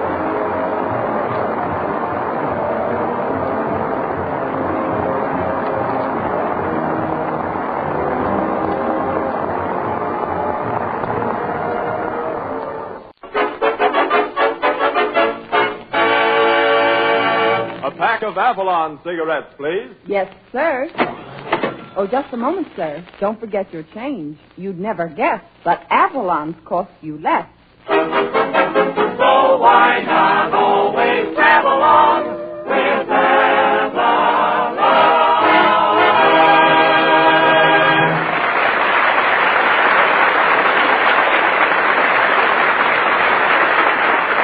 Good evening, friends. Good evening. This is Del King saying welcome to Avalon Time with Red Foley, Jeanette, Edna Stillwell, the Avalon Chorus, Bob Strong and his orchestra, and Red Skelton. The orchestra opens the program with The Ladies in Love with You.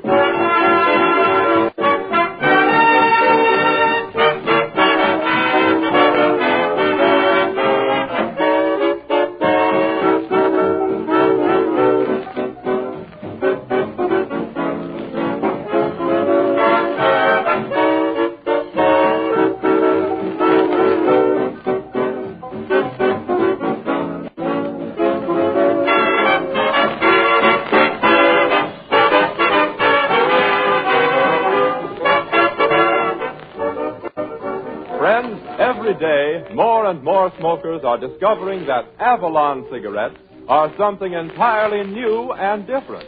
They're a quality cigarette that sells for less, 3 to 5 cents less per pack than other popular price brands.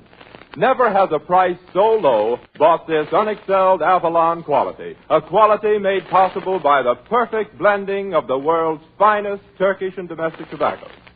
You'd never guess that Avalon's cost you less. And if you want the money you spend for your cigarettes to bring full value, switch to Avalon's. Avalon's give you so much and cost you so little. Why not pick up a pack tonight?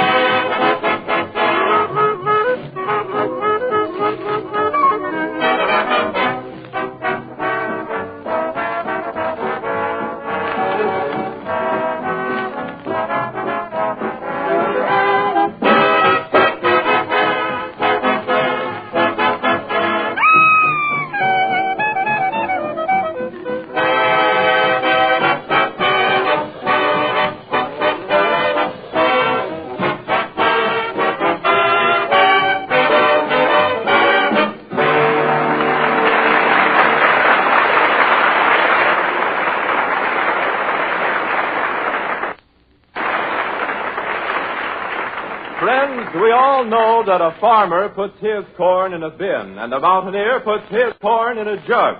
But now we bring you the only man in radio who has put corn in a script, Red Skelton.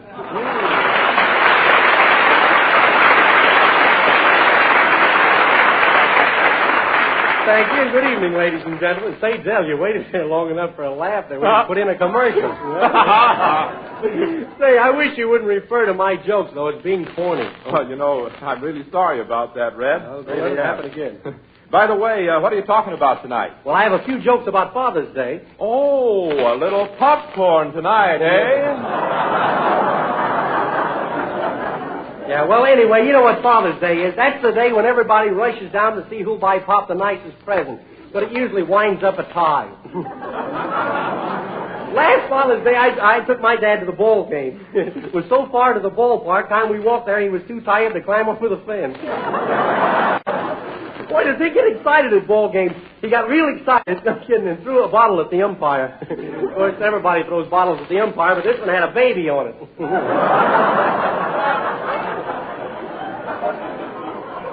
My father got out of the mess, though. He's a lawyer. No kidding. My father's a good lawyer, too. In fact, he has his own ambulance. I feel great tonight, though. I just got back from New York City, where I was guest of honor at Lowe State Theater for one day. When the people found out I was at Lowe State, boy, what business they did. In fact, the manager had the ropes out 3 times. He's going to hang himself. The manager and I split the gate receipt. He got the receipt and gave me the gate.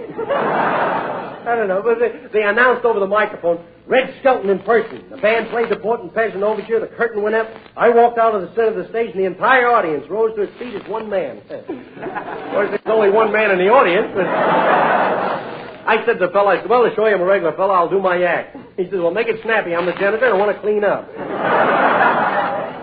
I had a lot of fun in New York. I had a tough time getting a hotel room, this being National Hotel Week, a lot of conventions, but I finally found one. The room was air conditioned.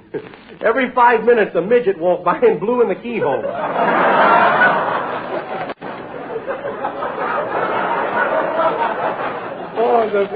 Thanks a lot, both of you. That applause over there was very weak, but I heard it. The hotel was beautiful, though. Indirect lighting from the YMCA sign across the street. I was in the gold room. They called it the gold room because the wallpaper was turning yellow. But it was big. I heard it that time.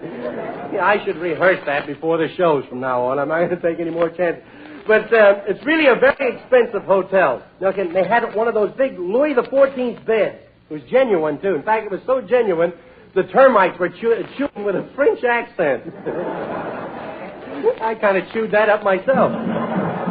What's that? Well, that's the orchestra telling me it's time for their version of Jungle Drum. Take it away, Bob Strong. Hit it, boy. Yee-hoo!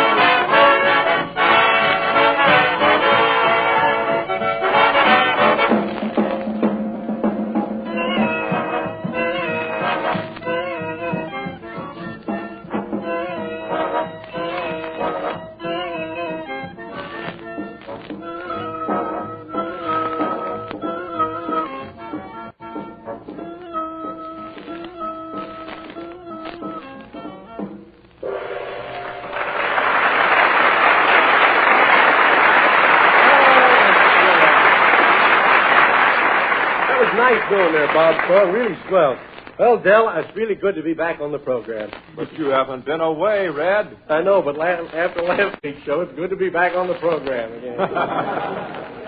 Well, Red, I hope you won't mind this, but I've written a little sketch for tonight's program. A sketch? Uh-huh. I'm sorry, Del. At 7:45, I've got to leave. I'm going to a class reunion at my college. College? Yeah. Did you go to college, Red? Certainly. What college you go to? University. Nurse University? I never heard of the place. What, you never heard tell of Nurse to you?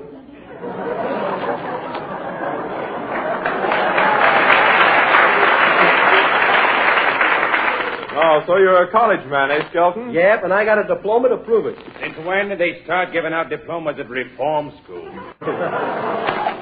Did you say that, Del? No, that was Roger, the fiddle player again. Ah, that fiddle player. He don't lay off of me. He'll be trading that fiddle for a harp. You better be careful of him, Red. He's plenty tough. Yeah? Well, he could beat you up anytime. He could? Sure. He wouldn't dare. Why, I'd beat him till he couldn't stand up. The guy's a coward. You want me to prove it? Hey, Roger, how'd you like a punch in the nose? How would you like a punch in the nose? I asked you first. Say, Red, while you were at college, did you study the classics? Yeah, I studied the classics. Do you know Carmen? Oh, certainly. What has she been doing lately?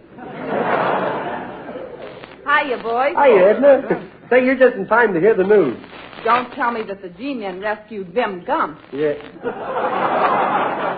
No, I got a letter from my old college. What college? Nurse to you. Well, Nurse to you, too. Yeah. That's the name of the college. They want me to come back and pay them a visit. And last year's board bill. Come in. Miss Stillwell? Yes? I'm here to collect the bill for the dress you bought at my shop. My name is Barry. You must be a gooseberry to send me your bill, Barry, before it's due, Barry. Your father, the elderberry, would have more sense. You may look very blackberry and feel very blueberry, but I don't give a strawberry for you and your bill, Barry.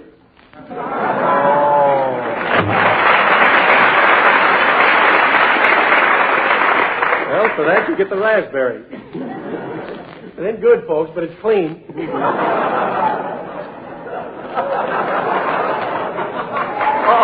Here comes Bob Strong, all right? Oh, Bobby. Yeah, I know what you see in that guy. He's so tight when you go out with him, he leaves his suspenders and belt at home so he can keep his hands in his pockets. Hello, everyone. Hello there, Bob. Well, if it ain't old Special Arrangement Strong. What's going on out here? Well, I was just telling the gang I'm going back to my college reunion.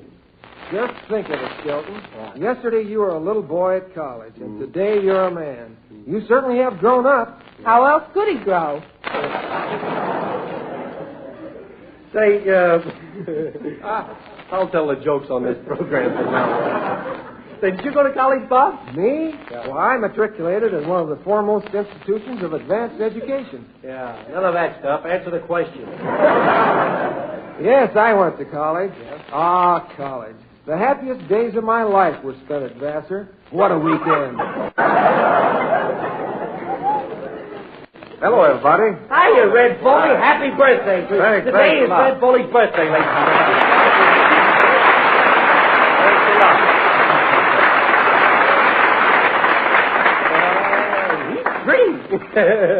Say, did you get any presents? Any presents? Yeah, we got one from Papa. You did? Yeah, but tomorrow's Father's Day, so I gave it back to him.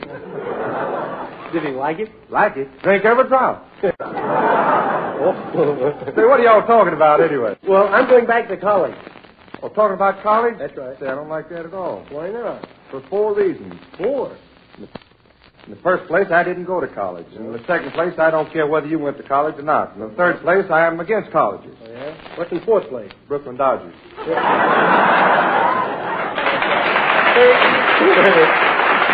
Hey, wait a minute. Don't go away. We got another line here. Say, where did you get that gag anyhow? Just looked down at the script, and there it was. Oh, gee, good old Red Foley there. Happy birthday. Hello, Mr. Skelton. Oh, hello. How'd you get in the studio? Oh, on this ticket? That's not a ticket. That's a streetcar transfer. A streetcar transfer? Yeah. Well, it's good until 8 o'clock. So is this program good till 8 o'clock? It wasn't last week. 8 Ain't doing bad this week either.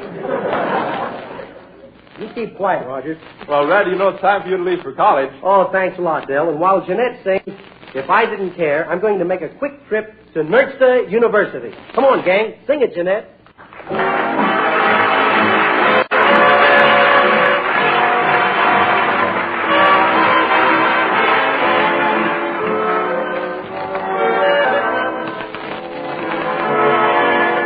If I didn't care more than words can say, if I didn't care, would I feel this way? If this isn't love, then maybe I'm wrong. But why do I lie awake all night and dream all day long? If I didn't care, would it be the same? Would my every prayer begin and end with just your name? And would I be sure that this is love beyond compare? Would all this be true if I didn't care for you?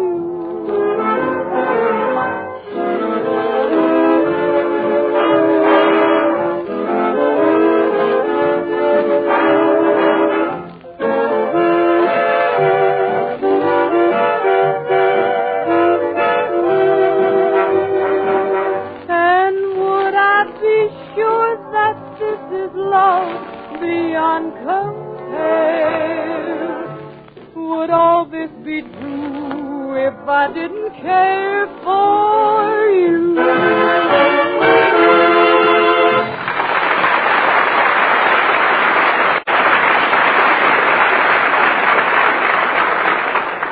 Highest quality plus real money-saving economy. That's the amazing story of Avalon Cigarettes.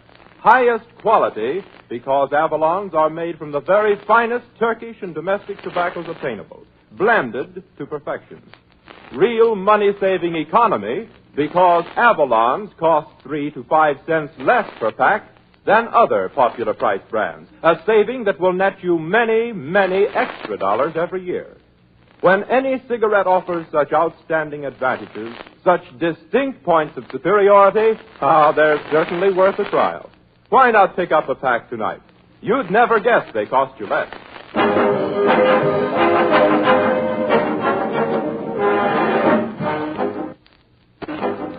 We now take you to Nertsta University, where Red Skelton is dean for a day and Edna Stillwell is his secretary. Here they are in the dean's office. Good afternoon, Nertsta University. Is war there? Wahoo! All right, you fresh thing. Practice your college yell some other time. Hello. Just a moment, I'll tell him. Mr. Skelton, yes? The dean's waiting for you outside, and the dean is waxing Roth. Yes. Is Roth outside, too? Well, tell Roth to wax the dean for a while. Good old Nertsta. Say, Miss Stillwell, how would you like to take a walk with me? Okay. Come on. This is the campus of our college. Do I see a student over there? Is that a student over there? Well, I ain't a ding-dong daddy from Dumas.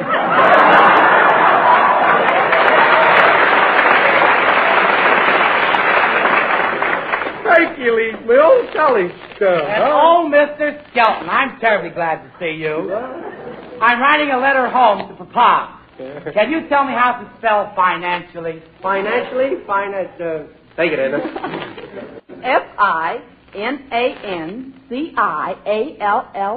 Yeah, and there's 2 R's and embarrassed. Hey, Herc, you mean to tell me you're still in college? Oh, yes, Mr. Skelton. I'm still academically connected with this little old school here. Well, you were here when I got here, and you were here when I left, and 5 years later I returned, and you're still here. Yeah, ain't I the one, though? Why do you keep staying here? Well, you see, every year they keep printing my picture in the college annual. Yeah. And I look so cute, I just hate to read. What are you studying now, Herky? Well, I'm studying foodology. Foodology? Yes, you see, I can read your mind and tell what you are by what you eat. Oh, you can? Yes. Well, let's see. For breakfast this morning, I had grapefruit, frog legs smothered in mushrooms, a bottle of champagne, and 3 cantaloupes. Well, you're either a millionaire or an awful glutton. And I know you're not a millionaire. What are you doing now, Mr. Skelton? I'm a radio comedian. You are? Mm-hmm. Well, is it hard to find honest work?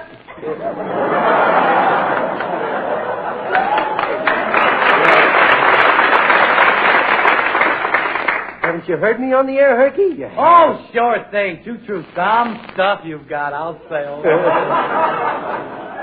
Say, as a college man, what do you think of me on the air? Well, Mr. Skelton, from a reprehensible viewpoint, you contaminate the ozone that permeates the stratospherical sesquipedenical vituperative. Wait a minute. What does that mean? Well, in other words, confidentially, you... Yeah, I get it. No! Well, you asked for it, and anyway, the dean wants me to whitewash the bells in the steeple. So I guess I'll go and wash out a few dings. I'll say...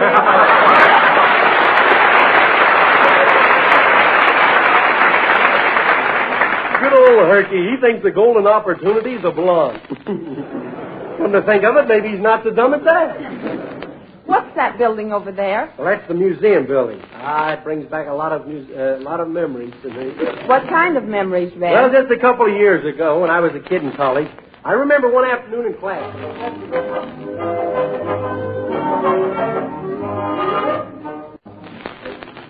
Very well, students. Mr. Strong, your lessons aren't done today. Where did you go last night? To the movies with a girl. You go home for a week. Mr. King, where were you last night? Out parking with a girl. Well, go home and stay for 2 weeks. Where are you going, Mr. Skelton? Professor, my college days are over.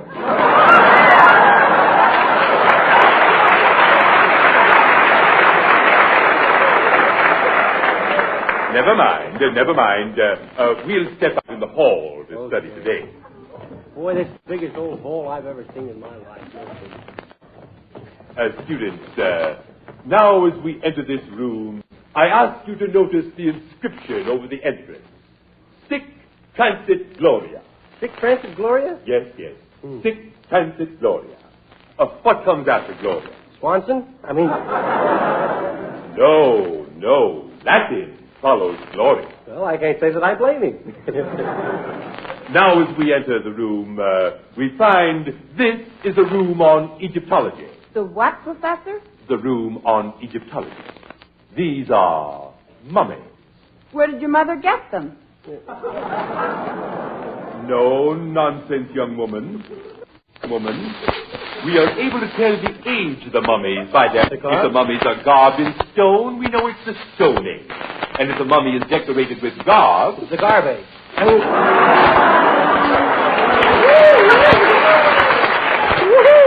Now, as you know, these mummies are really large and of bandage.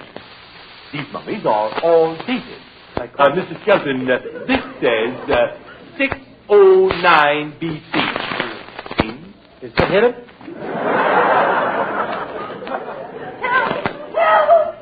Here comes a hysterical panhandler, I think. What seems to be the trouble, lady? Can I be of any assistance? I've lost my husband. Yeah, what did he look like? He had a mustache. Did you see him? No, we haven't seen him yet. All we've seen is the mummies and the stuffed animals. He must be someplace. I come here every afternoon with him. Say, this is a museum for the students. I know. He's taking a postgraduate course. He's interested in some old fossil. Oh, well, don't worry, lady. It's probably some harmless flirtation. Attention, students. What is it? Now, this is a replica of the glaciers. Listen closely, Mr. Skelton. Yeah. The glaciers were large pieces of ice that came down from the north and brought huge stones and rocks with them. Oh, yeah. Do you understand that, sir? Oh, yes, sure. I understand that. Then, Mr. Skelton, What were glaciers? Well, the glaciers were big hunks of ice that came down and brought hunks of rocks and stone with them. Mm-hmm. And where are the glaciers now? They went back after more rocks.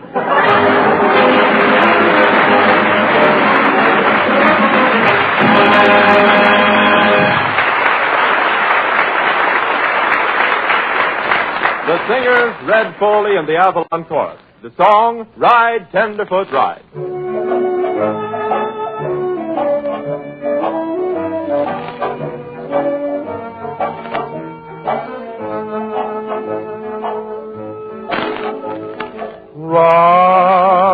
Ride, tenderfoot, ride tonight.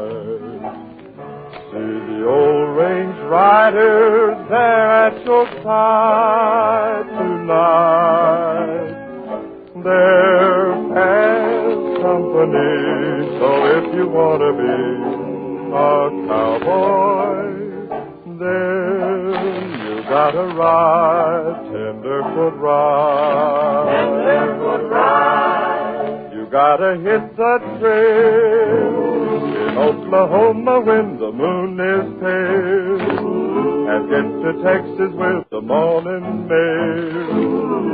For you can be a cowboy. A cowboy. You gotta rope and throw. You gotta get your share of buffalo, and win the money at the rodeo, for you can be a cowboy. A cowboy.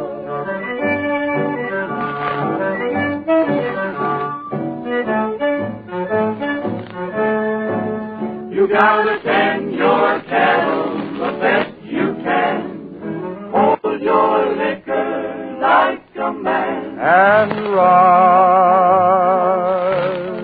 tenderfoot ride tonight. See the old range riders there at your side tonight. They're past company, so if you want to be a cowboy, then you gotta ride, tenderfoot ride. Ride, ride, ride, ride.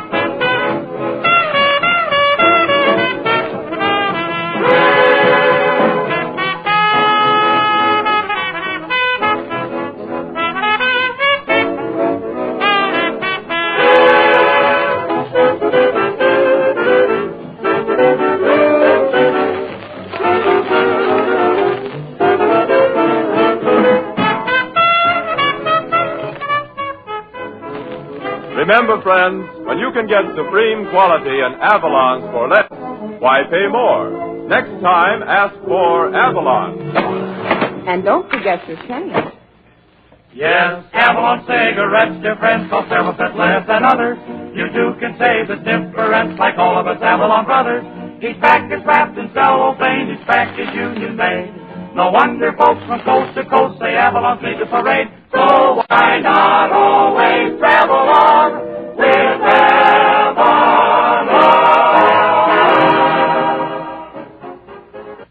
Yes, you'd never guess, but Avalon's costs only 10 cents plus city or state tax.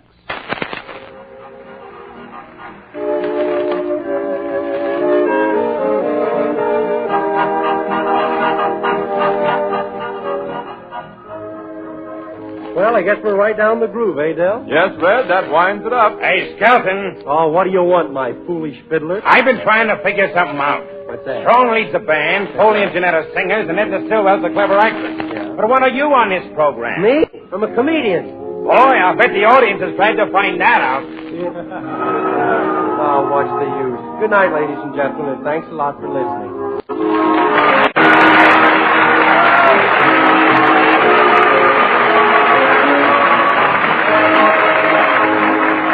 Be with us next Saturday evening at the same time when the Brown and Williamson Tobacco Corporation will again present Avalon Time. Del King speaking. Good night. The selection, The Ladies in Love with You, is from Some Like It Hot. This program will come to you from the NBC studios in Chicago. This is the National Broadcasting Company.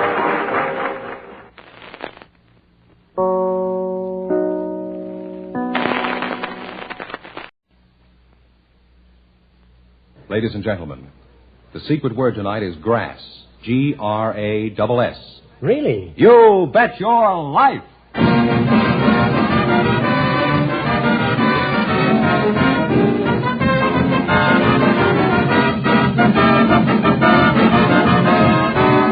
The more than 3,000 DeSoto Plymouth dealers of America present Groucho Marx in You Bet Your Life, the comedy quiz series produced and transcribed from Hollywood. And here he is, the one, the only... That's me, Groucho Marx.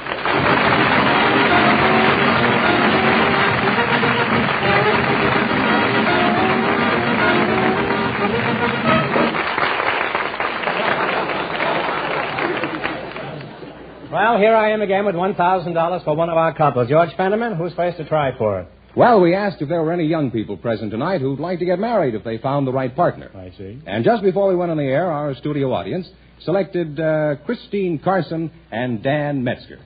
Folks, meet Groucho Marx. Welcome, kids, for the DeSoto Plymouth dealers, and if you say the secret word, you'll divide $100 in cash. It's a common word, something you see every day. Christine Carson and Dan Metzger. Miss Christine Carson. Shall I call you Christine, or do you have a nickname? Well, everybody calls me Chris, and then Mother used to call me Ouija. Where are you from, Ouija? We get familiar very quickly. It's about as far as I get with my familiarity. At least it's a step in the wrong direction. Where are you from, Ouija? Didn't I say that a minute ago? I'm even bored with myself, and the show hasn't even started yet. Now, which one is Ouija? I forgot. Well, every time I holler Ouija, you throw your hand up, right? Now, where are you from? I'm from Oakland, California. Oakland, huh? Dan Metzger, huh? What's your nickname, Dan? Well, some call me Dan, Danny, or I have friends that call me Daniel Boone. How close do you know these people, huh? Where are you from, Dan? Melford, Saskatchewan, Canada. Oh.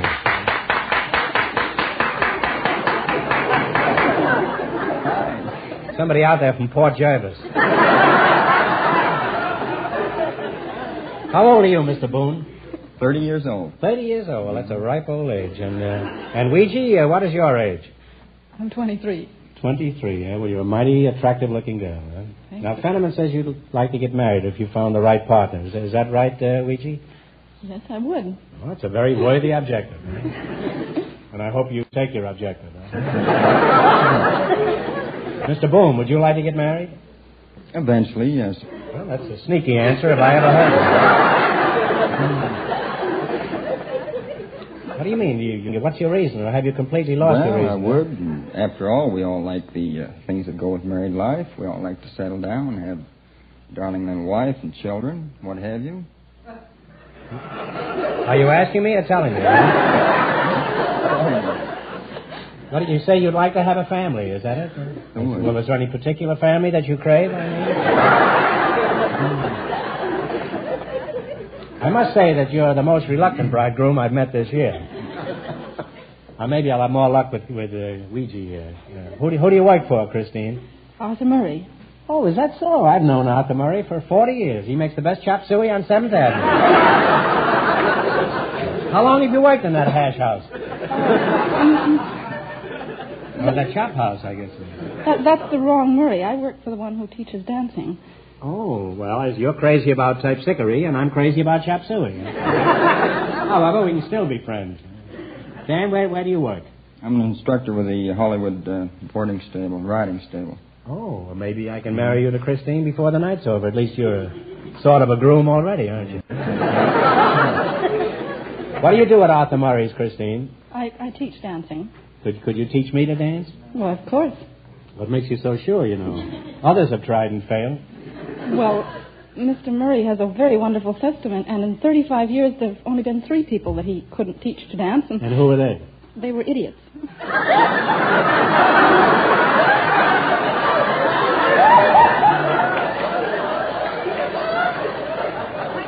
Anyone for shuffleboard? Christine, suppose I wanted to become a social sensation overnight and I decided to take some lessons from Mr. Murray. Now, I come slinking into your studio. What happens? Well, you're greeted by a woman interviewer, and you're taken on a tour of the studio. You're taken into a private room where the...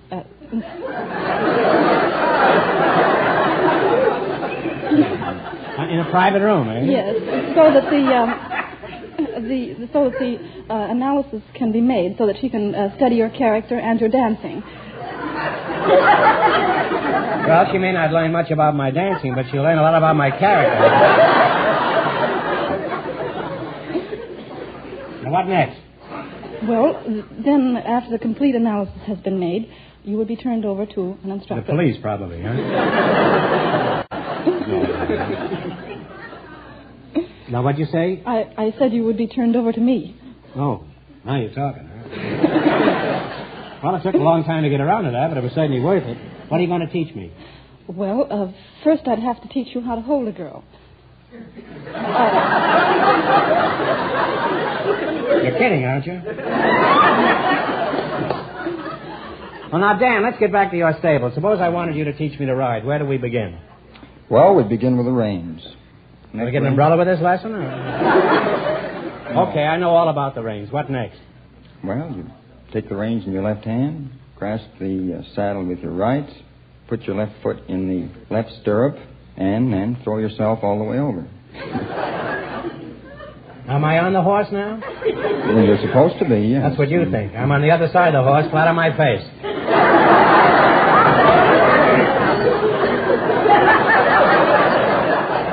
Now, Dan, what do you do? What do you look for in a good riding horse? Well, the first thing I look for is a pair of beautiful eyes, nice long mane, curvaceous neck, nice teeth. Kiss me, you fool.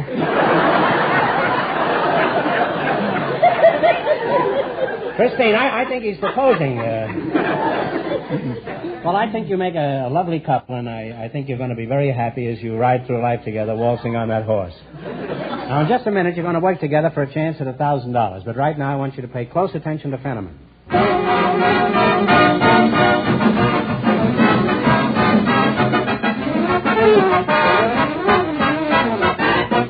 The word reliability is mighty important.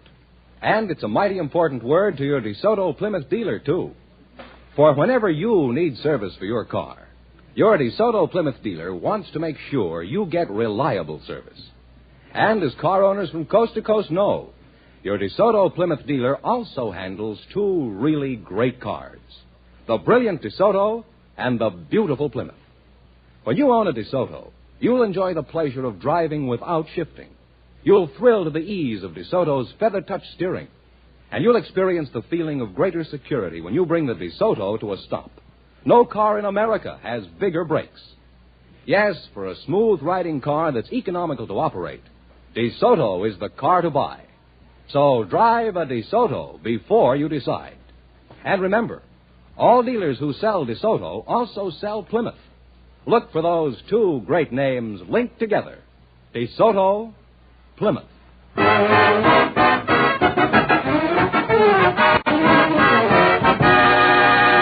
Now, you're going to play You Bet Your Life for $1,000. Fenneman, tell them the rules. Each of our 3 couples has $20. They bet as much of that $20 as they want on each of 4 questions. The couple that earns the most money gets a chance at the $1,000 DeSoto Plymouth question at the end of the show. You see, our other 2 couples are in a waiting room off stage, so they don't know what's going on out here. Here we go. Let's see how high I can build you $20. You selected farm animals and birds as your category. Here's your first question. How much of the 20 will you try? $5. $5, all right. What kind of a farm animal is a Hereford? Hereford. That's a cow. That certainly is, huh? That's right, it's a cow. And they're on the way with $25. All right, you're on your way with $25. Remember, you're going for $1,000 tonight. Now, how much of the 25 will you risk? 10. Let's try 15. 15? 15. All right. What is a percheron? It's a horse. A horse is correct. You folks are really climbing now. You have $40. You got $40, and here's your third question. How much you going to bet? $30. $30. What is a New Zealand white? New Zealand white? Yeah.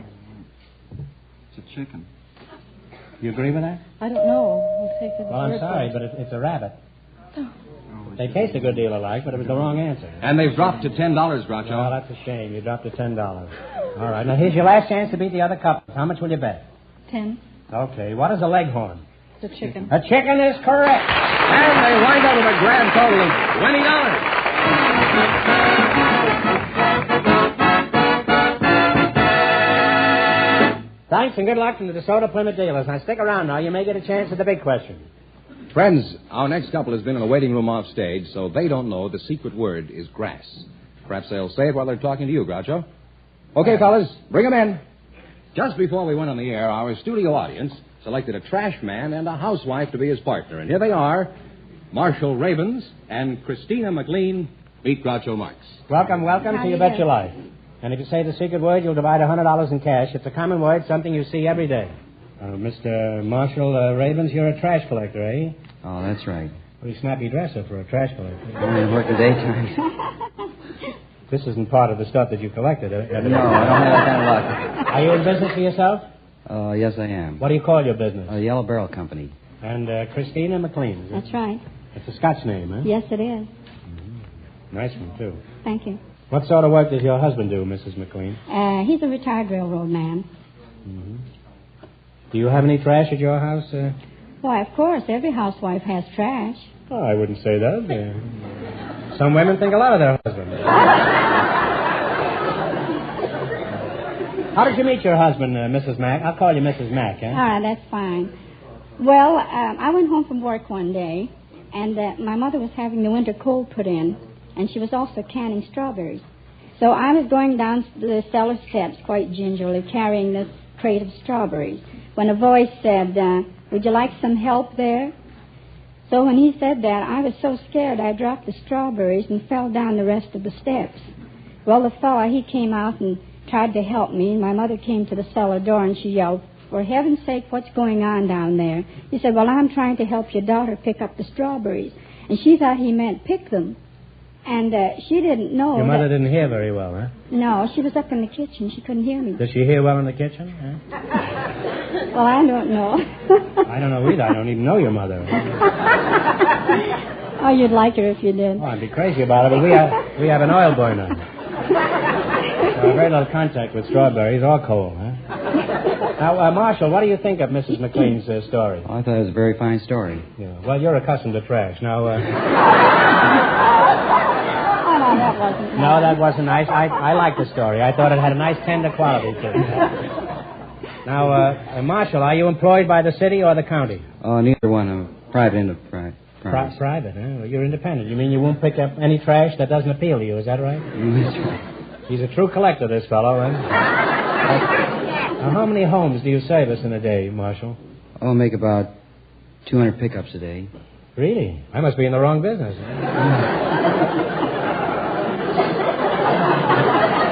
I haven't made one in 3 weeks, huh? Now, Mrs. Mack, would you be interested in Marshall's trash collection service? No, I don't believe so. Marshall, you've got a job. Sell Mrs. McLean your service. Go ahead. Well, Mrs. McLean, we leave you a barrel, first of all, so you can put everything in a barrel. You can roll it to the curb. In a barrel, you can put leaves, so many items, grass clippings, and...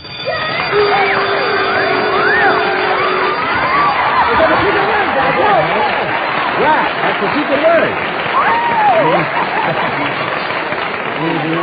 Grass was the secret Well, you word. kids have just made $100 between you. You divide this between you, huh? Oh, isn't that grass? Isn't that wonderful, huh? It just shows if you talk long enough, anything can happen around here. Well, how about it, Mrs. McLean? Are you sold on this pitch? Yes, but he doesn't go by my house. I'm sure he could arrange that. Where is your house? In Niagara Falls, Ontario. Well, on your next trip out here, bring your trash with you, Mr. McLean. Do your customers ever give you any trouble, Marshal? Yes. Every now and then we hear about or we catch someone in the middle of the night sneaking out of the house and carrying their trash across the street or to the neighbors and dumping it into the barrel. And what a shabby thing to do, huh? Now, I think we've covered the trash situation pretty carefully, unless there's something you'd like to add. You've got anything to say, how's the trash situation at your home?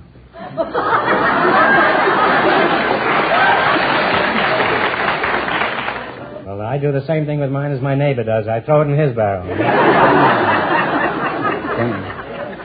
Well, I think you two are going to make a lot of money as you go through life, and your paper profits will be wonderful on this route, Marshal. Now, you're going to play You Bet Your Life for $1,000. You run your $20 into more than our other couples, you'll get a chance at the big question. I can't tell you how much they won, but Fenneman is off stage to remind our listeners. The dance instructor and the writing instructor are ahead with $20. Now, here we go. Let's see how high I can build you $20. You selected American meanings for English words as your category. Is that right? That's right. Here's your first question. How much of the 20 will you try? Talk right up, kid. $10. Remember, you've got 100 already. All right, they call it a lift. What do we call it? Elevator? Elevator is correct. And you're folks along the way. You have $30. Now you got $30. Remember, you're going for $1,000 tonight. How much of the 30 will you try? 20. All right, what are they talking about when they refer to ladders in reference to their clothing? Kind of tough, but take a stab at it anyhow. Shoes? No, you were close. It runs in stockings. That's what they call it. They now have $10. Oh, the voice of doom here, huh? Well, you're down to $10. That's too bad. All right, you're going to bet your $10 on this one? Yes. All right, what is our word for suspender belt? Braces. No. Suspender belt. Do you agree with that? Yeah. Suspender belt? Yeah. You mean the suspenders they put in England, they call it a suspender belt. What do we call it? Suspenders. Suspenders. No, Braces? no. I'm sorry. It's a girdle. Well, you shouldn't have known that, but you should certainly have known that. I'm surprised at you. If you'd spent less time in that soft coal, Mrs. Groucho, these people went broke. Well, we can't let them go away. Absolutely not. We'll get a bad reputation. Right. Well, you've got that already, Fenneman, but I haven't. All right, here's one more chance to win some money. You get this one right, and we'll give you $10. And no help from the audience, please. In what city was the Boston Tea Party held? Boston. In Boston, that's right.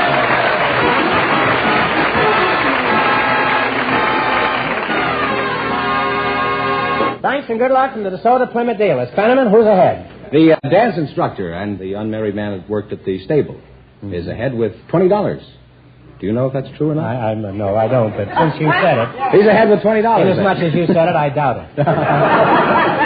And our next couple has been off stage, so they, of course, don't know the secret word is grass. Just before we went on the air, Groucho, our studio audience selected a young lady who works in an employment agency, Miss Mildred Harradine. And her partner is a yacht broker, Mr. Charles Beauchamp. And here they are now. Folks, come on over here and meet Groucho Marx. Welcome for the DeSoto Plymouth dealers, folks. And if you say the secret word, you'll split $100 in cash. It's a common word, something you see every day. Mrs. Harradine, is that right? That's right. Well, where are you from, Mildred? Salem, Massachusetts. Mr. Beauchamp, is that... You're a yacht broker. Yes, sir. Beauchamp, is it? You're a yacht broker, is that right? Yes, that's my business. I thought you looked pretty crafty. Where are you from, Charlie, my boy? Iowa. Iowa, huh? Yeah. You're in the yacht business, and you're from Salem, huh? That's right. You should be from Salem if you're in the yacht business. That's right. You do Salem, don't you? Oh, yes, once in a while. I'll scratch something out of this yet, huh? Who do you work for, Mr. Beauchamp? Well, I'm in business for myself. I see. And how is business? Oh, very good. I can't complain. Well, would you if you could? Oh, I would. How many yachts did you sell today? Oh, none today. Well, aren't people hoarding yachts these days? You didn't sell any today, but business is good, huh? Yeah. How many don't you sell on a bad day? Well, you don't buy a yacht just like you go out and buy a pound of hamburger, you know. Well, if the price of hamburger gets much higher, there won't be much difference. Huh? Now, Mildred, at your agency, do you fill any type of job, or do you just handle certain types? Just certain types. Would you be interested in my type, Mildred? Not so quick with the answer. I would have been flattered by just a little hesitation on your part. Obviously, you're not interested in handsome, dashing young men, eh? Oh, yes, I am. Something tells me my barber's been lying to me. Now, let's find out something about your business, Mr. Beauchamp. For example, just what is a yacht? Well, a yacht is a boat. That I know. I mean, from, I'd say 40 foot and running around $20,000 to $2 million. Really? And how many of these financial disasters have you sold this year? Well, I've turned over about 12. You've turned over 12 boats? Yeah. And you sold them anyway? Suppose I bought a $2 million yacht now. Where could I go in it? Oh, with a yacht of that size, you'd go anywhere you wanted to. Look pretty silly going up Wilshire Boulevard. Well, suppose I just bought a cheap little thing, say around $40,000. Where could I go in that? Well, you could go to Catalina on weekends. That's about the only place you can go around here. That's about all you could do with a $40,000 yacht, go to Catalina? Yeah. Oh, what you don't know about yachts, Mr. Beauchamp. Huh? I can go fishing, too, you know. Huh? Anything unusual ever happened to a yacht broker, Mr. Beauchamp? Oh, yes, quite often. It wasn't so very long ago. I was showing a boat I just sold, and we'd been all through the boat, and he said, well, how is the running rigging on the boat? And I said, oh, it's just fine. It's all brand new. And as I said that, I leaned up against the boom, and the line just parted like that, and I fell in the bay. And did they fish you out? Well, I fished myself out. The party that was buying the boat was quite a comedian. He looked down at me, and he said, well, pardon me, can I get your hat for you? And it was floating off down the bay. He wasn't a professional comedian, huh? I don't know, but I think he was. Well, now tell me, suppose you sell a yacht, let's say a $2 million job. Now, what do you get out of it? Oh, I get 10% off the top. You get 10% off the top? Doesn't the poor sucker even get a poop deck for his $2 million? Why would anyone need a yacht broker, Commodore? What's to stop me from going out and buying a yacht? Besides money, I mean. How do you earn your 10%? Well, first I know that the boat is all right, that there's no worms or dry rot in it, and that it's a good, clean deal. What do you mean by a clean deal? Well, no dirty bilge. What's a dirty bilge? Is that what you get at the first of the month? What's the most luxurious yacht you've ever handled? It was one that was built in the Great Lakes. It's a very modern, ultra-modern, streamlined design. There's about 10 staterooms. They're all double staterooms. And they have real deep, thick rugs throughout the boat. And, in fact, a fellow could walk through that rug with a hole in his pants. You couldn't even see it. And, what was that? You could walk through what? That rug. Yeah, how? With a hole in the seat of his pants, and you couldn't even see it. They're so deep. Guy buys a yacht for $2 million and's got a hole in his pants. That fellow's not a very shrewd businessman. Now, how much a month would it cost to operate a scow like that? Oh, it would run about $100,000 a year. Mm-hmm. That's with 2 pair of pants, I suppose, huh? Now, Mildred, just how do you go about finding the right girl for the right job? Now, suppose I wanted a girl and called you up. What would you do? Well, I'd ask you some questions first. I thought there was a catch in it. I want a redhead with nice eyes and one who is a whiz at keeping her figures in line. Now, how about it? Well, does that secretary have to be a fast typist? Well, not too fast. I should be able to catch her after about the 3rd lap.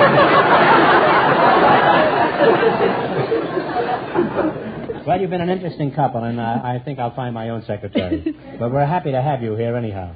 Now, you're going to play You Bet Your Life. You beat our other 2 couples, you'll get a chance at the $1,000 DeSoto Plymouth question. Now, I can't tell you how much the other couples won, but Fenneman is off stage to remind our listeners. The dance instructor and the writing instructor are still leading with $20. Now, let's see how high I can build you $20. You selected birds and animals, male and female, as your category. Mm-hmm. Now, here's your first question. How much of the 20 will you risk? 10. All right, Mildred? All right, cow is the female. What is the male? Heifer, isn't it? Bull. A bull is right. You agree with that, I'm sure. Well, you folks are on your way. I have $30. The fellow's been on a yacht. He said he knows a lot about cattle. Huh? Remember, you're going for $1,000 tonight. Now, how much of the 30 will you try? You try this time. Let's try 15. All right. What do you call a female deer? A doe. A doe is right, and you've won some right there. Huh? Yes, they're climbing now. They have $45. Well, you got a lot of dough. You got $45. Here's your third question. Now, how much of the 45?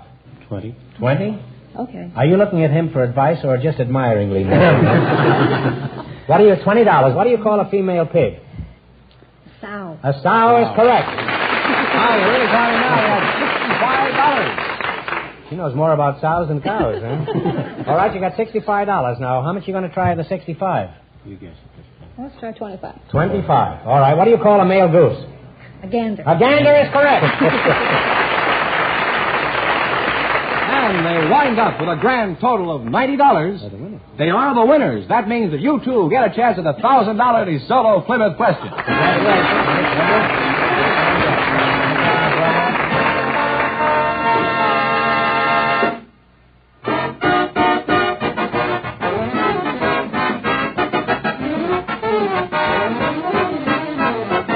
Friends, I think you'll agree that you get the best job done when you go to a specialist.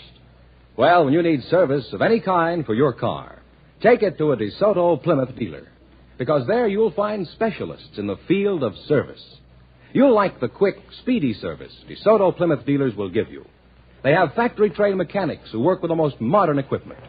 Right on hand, they have a large supply of factory-engineered and inspected Mopar parts. This means you're on your way quickly without needless waiting. So next time your car needs service, take it to the place you know you'll get the work of specially trained men.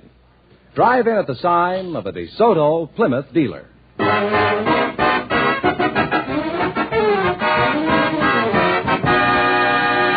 I thought they did it very well this time, And here's our winning couple, Groucho. The lady from the employment agency and the yacht broker all ready for the DeSoto Plymouth $1,000 question. Well, this will seem like small potatoes to you after that $2 million commission. But I'm sure you can use the $500 if you win, brother. All right, here we go for $1,000. I'll give you 15 seconds to decide on a single answer between you. And think carefully, and please no help in the audience. Here it is. It's a long one. Think carefully. Just 100 years ago, a unique republic was founded. Their official language is English. They use the dollar as a medium of exchange. And the country was founded by a settlement of citizens from the United States. What country is it that is so much like our own in government?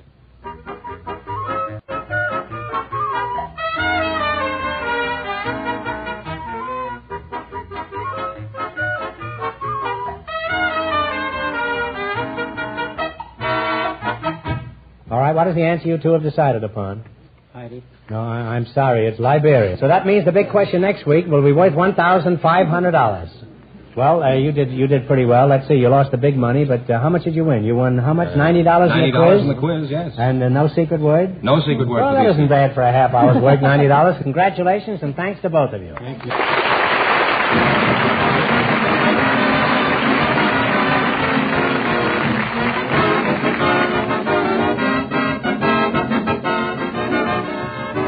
Be sure to tune in again next Wednesday night at this time for the Groucho Marx Show, when the big question will be worth $1,500. And don't miss Groucho's television show, also presented by the DeSoto Plymouth Dealers of America.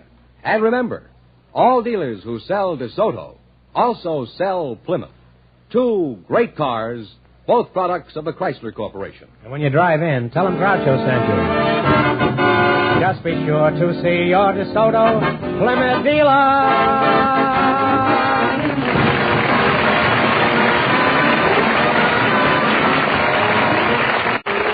Folks, here's a tip from the National Safety Council about good highway habits. Don't save the checkup of your windshield wipers for a rainy day. You Bet Your Life is produced by Don Goodell, transcribed from Hollywood, directed by Robert Dwan and Bernie Smith. Music by Jerry Fielding. This is George Fenneman, signing off for the more than 3,000 DeSoto Plymouth dealers from coast to coast.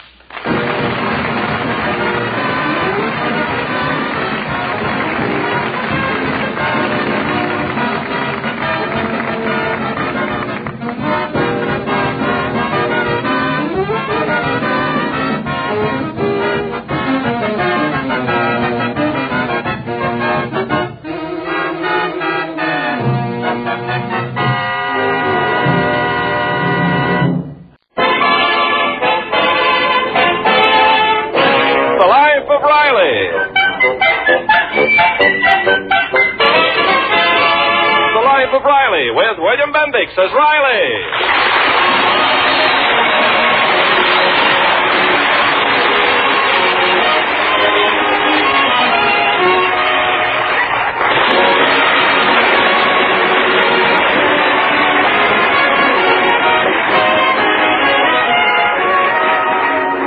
All over town these days, there's a new feeling in the air. That warm, makes you glad to be alive springtime feeling. And there are new sounds in the air, too. Springtime sounds of romance. As thousands of hearts are expressing themselves in the universal language of love. There's a robin. And then there's the romantic call of the bullfrog in the pond. Oh, you don't think that's romantic? Well, it's plain to see you're not a lady bullfrog.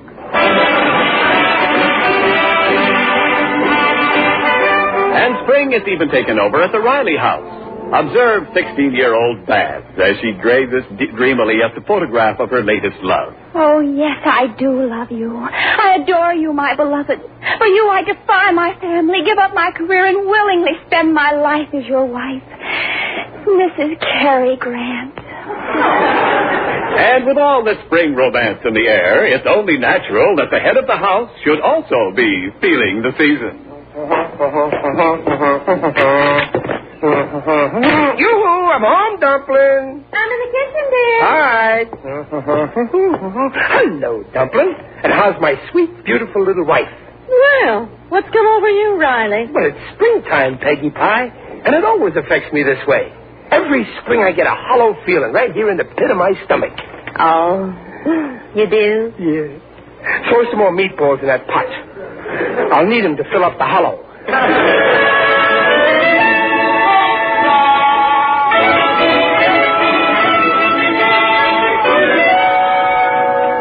Oh, that was a great dish. Peg, I could eat this every day. Is there any more meatballs in the pot there? No, dear, they're all in your pot. Oh, go on. I didn't eat so much. Hand me that paper there. I can't get up. Here, Daddy. Thanks. Yes, sir. Spring is here, all right. Listen to this. Leo DeRocher picks fight with umpire. Riley, before you start on that paper... Yes, what is it, Dumpling? Let's not stay home tonight. Let's do something. Do something? What? I don't know. I just feel like doing something. Well, okay. How about a movie? We'll take beds, too, huh? Oh, no thanks, Daddy. I'm going out to the park. Well, what's so special in the park? Come on, Peg, if we're going to make that movie... Riley, why don't we go to the park, too? It's a lovely warm night, and there's a wonderful moon. We could sit on the grass, just the two of us.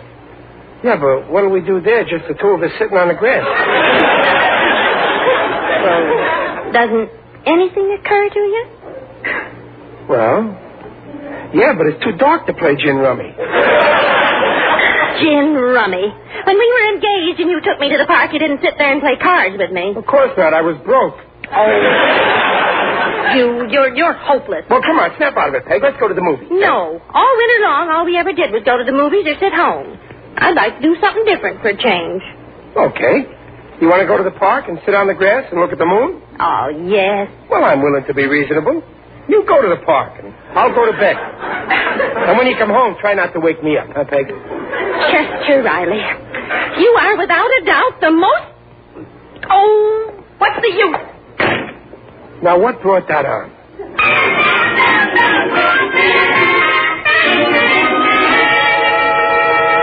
Hey, Riley, taking the air? Oh, hello, Gillis. Boy, this night sure is a nice spring night tonight. Yeah. What's eating you? Oh, I got a threatening letter from our new landlord. I'm way behind with the rent. He's money mad. Oh, so you got a fiscal problem, huh? Yeah, something else, too. My wife, she's acting very funny tonight. You know what she said? How should I know? I ain't the kind of a snoop goes around eavesdropping on his next-door neighbor. She's so unreasonable. What's unreasonable? So you sit on the grass for an hour.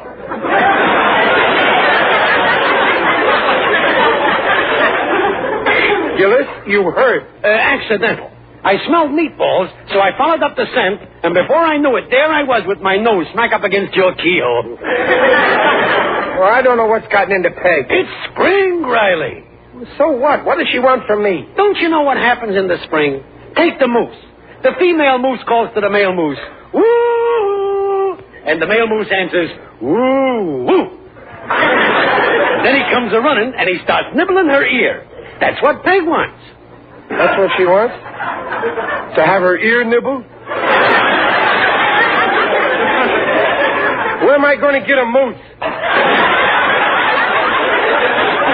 Riley, don't you get it? Romance. That's what she wants from you. Oh, go on. You're all wet. Peg don't care about romance. Maybe all year she don't, but in the spring it's different. In the spring, wives come out of their shells, like groundhogs. Yeah, but Peg and me, we've been married almost 18 years. Cuts no wives. Every now and then you got to give them a little romance. Force yourself. That's right. If you don't want a dog to bite you, you throw him a bone.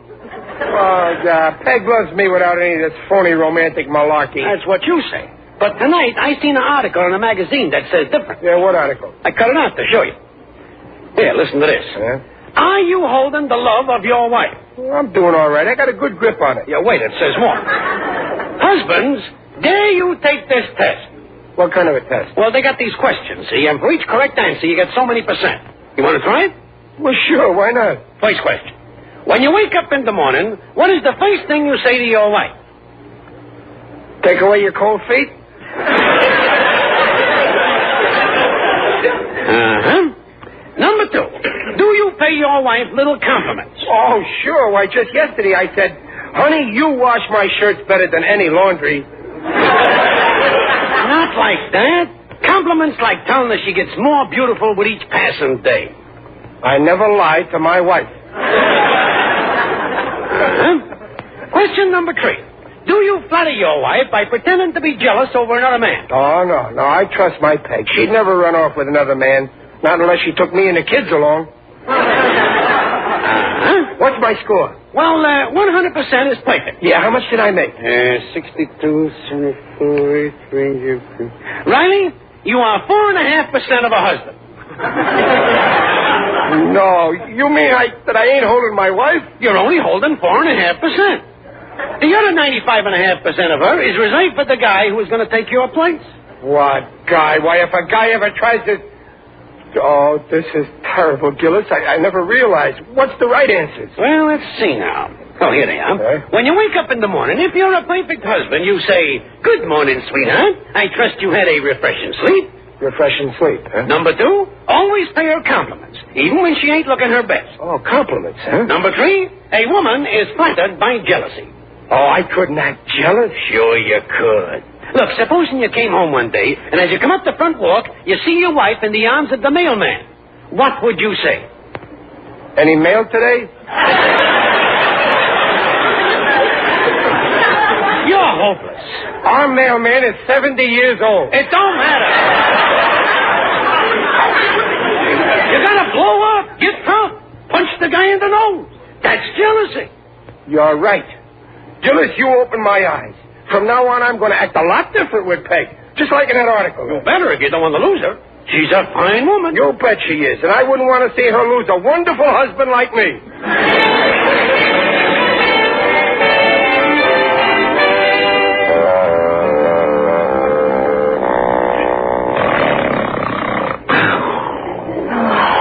Riley.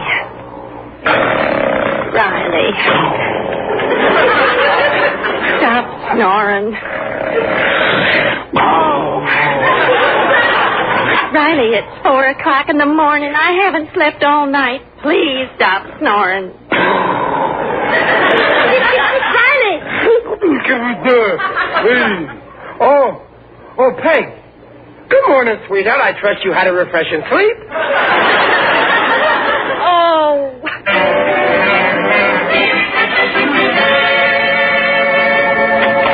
Mother, did you... Mother, what's that black stuff all over your face?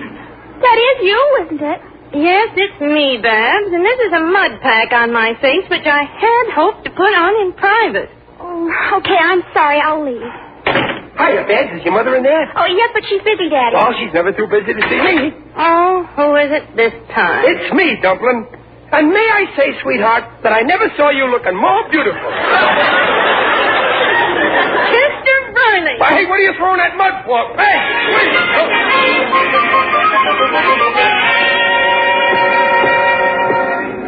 I don't understand.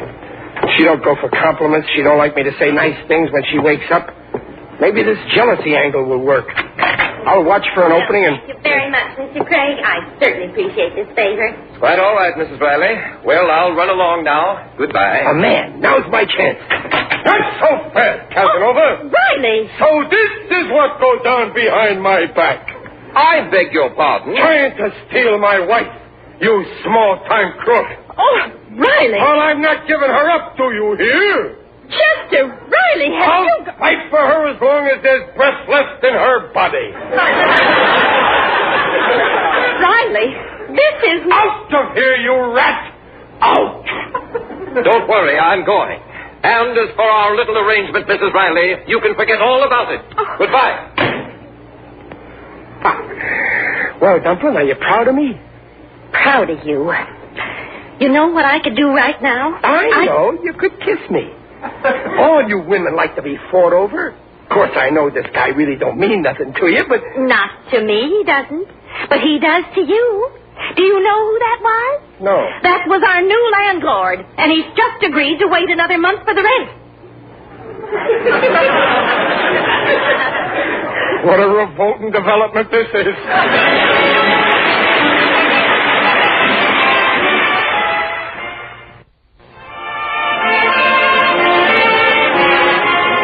Back to the Life of Riley with William Bendix as Riley.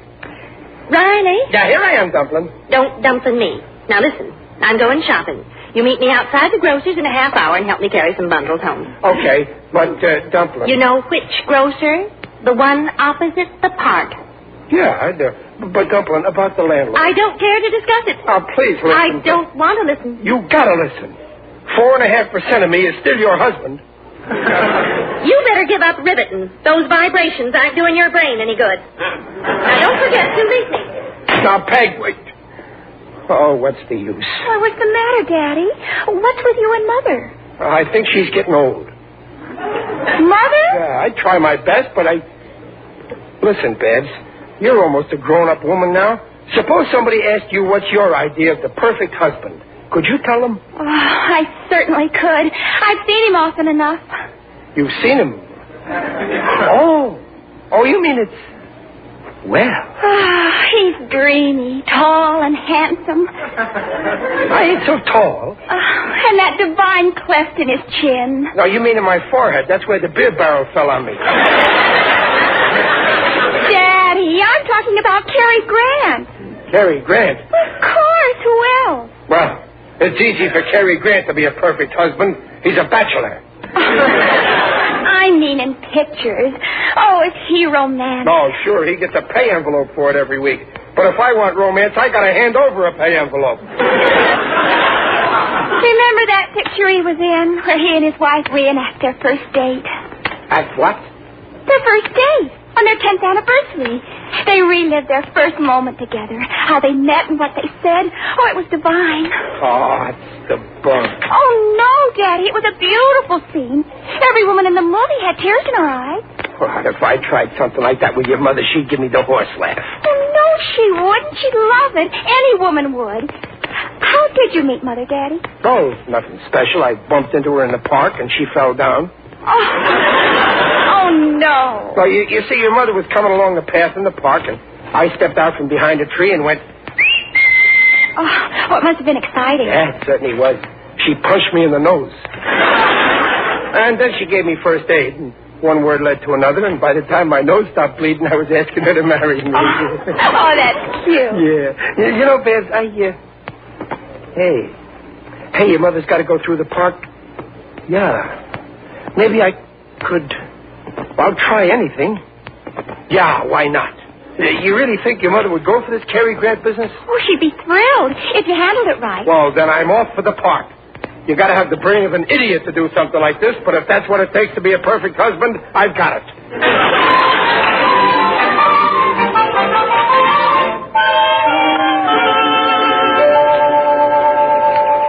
This tree here is just right. I'll get behind it. It's dark. She won't see me. I think that's Peg coming now. No? Yeah, it is. I can tell by her hat. Oh, boy, this is fun. I better get behind the tree. Hiya, Toots! What? You disgusting old masher. I'll teach you. Oh. Hey, cut that out, lady. I thought you was my wife. Your wife? I hope things never get that tough, you old goat. Now, look here, miss. Have a little more respect for your elders. What's going on here? This man annoying you, miss? Oh, it's all right, officer. I know how to handle his kind. You run along, miss. I'll take care of him. Thank you, officer. Well, look, officer, I wasn't doing any harm. My. At your age, Buster. Don't you rusty Romeos ever give up? Well, I thought she was my wife. Oh, you thought she was your wife, so you whistled at her. It's plain to see you ain't never been married. But you don't understand, officer. Look, Buster, now do us both a favor and go home, will you? I got enough trouble with the young bucks in this park. I got no time to be riding herd on you old stags.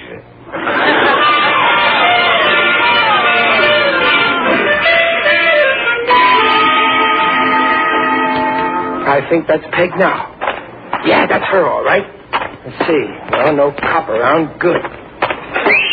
Hiya, sir. Oh, Riley. But you scared the wits out of me. What are you doing here? I told you to meet me at the grocer's. Never mind the grocer. Come on, cutie. Sit down here on the bench. Chester, Riley. You out of your head? If I am, you drove me out of it. Come on, sit down. Riley, what are you trying to do anyway? Well, don't you remember? It was in a park like this, on a bench just like this, 18 years ago that we first met. And I asked you to marry me. Well, now I'm reenacting the crime. What? Let's do everything we did that first night. I'll ask you to marry me. Don't be well, come on, I'll snuggle up a little closer. Riley. There. Remember how I said you were the most beautiful girl I'd ever met? Hello, Mother. Hello, Daddy. Babs, go away. You ain't even born yet. Riley, stop this foolishness. No, wait, Peg, don't go. Riley, let go of my... Riley, let go of my... At it again, are you? I thought I warned you. No, it's okay, officer. I know this lady. I was just asking her to marry me. Honest. Ask our kid here. You want to get married, and this is your kid. Yeah, what's so strange about that? You see, officer, she's really my wife. Sure. So was the last one. Oh, Peg, tell him... Last one, officer. Bluebeard here has been claiming that every dame that walks through the park is his wife. Well... Peg, I can explain. Chester, I'm getting sick and tired of these crazy goings-on. I'm not going to make a scene in public. But just wait till I get you home. Just wait. Oh. Well, I owe you an apology, Buster. I can see that you two are really married after all.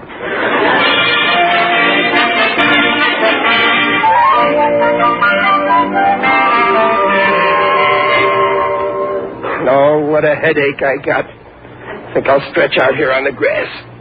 Oh, this feels good. The way I feel now, I could lie here forever. Let me make you more comfortable.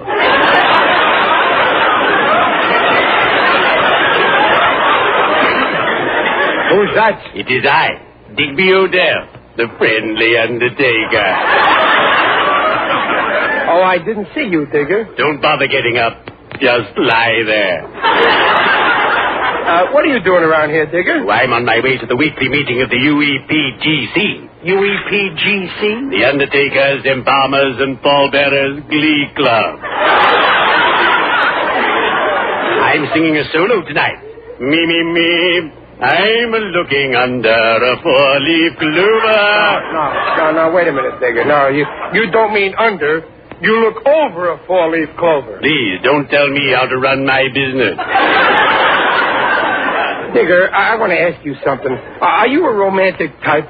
Look at me. Need I say more? And as a youth, I was even more dashing. My wife and I eloped to Niagara Falls in my father's business vehicle.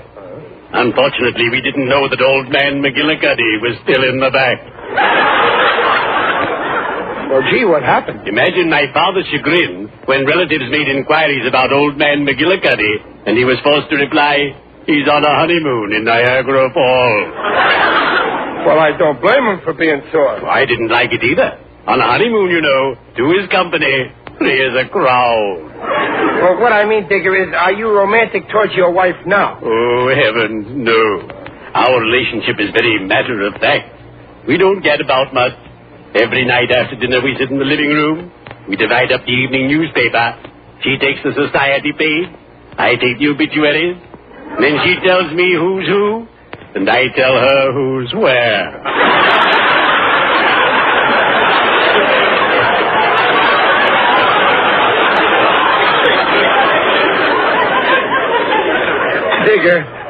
Digger, I got into an awful jam. I thought Peg wanted romance. Oh, you're wrong. According to a recent poll, 87% of all wives want good providers. A man who'll bring home the bacon. No kidding. Now, my dear wife doesn't care a fig about romance. As long as she knows that every week I'm laying away plenty.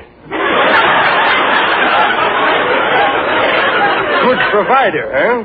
Well, if that's the way to hold Peg's love, I'll be the best little provider she ever saw. Now you're on the right track. Thanks to you. Digger, you're always giving me good advice. I'm your friend for life.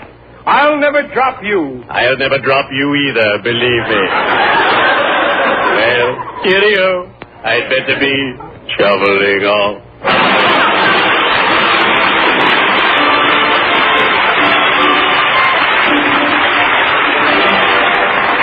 Oh, I tell you, Babs, I was never so embarrassed in all my life. Why, when that policeman... Oh, I can't even talk about it. But Mother, Daddy was just trying to be romantic for your sake. For my sake. Oh, you don't make sense either. Well, in a way, it's really my fault. I encouraged him. You see, he wanted to be a perfect husband, and I told him about a Cary Grant movie I saw, and, well, he was just trying to be like Cary Grant. Cary! Oh! Oh, I don't think it's so funny. Well, neither do I, Babs. I think it's really very sweet.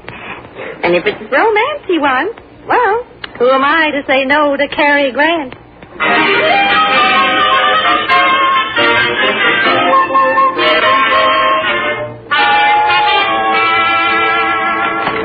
Peg. Where are you? In here, Riley. In the living room. Oh. Peg, why are you sitting here in the dark? I'll put Oh, no, don't put the light on it. It's nice like this. Listen, Peg. Sit down, dear. Well, where are you? Here. On the couch. Oh. Peg, about that trouble in the park. Oh, that's all right, dear. I was just trying to be a good husband. I know. But I didn't know how. I had the wrong slant. But now I know what every woman wants. You do, darling. Yeah. Close your eyes. They're closed. Hold out your hands. My hand?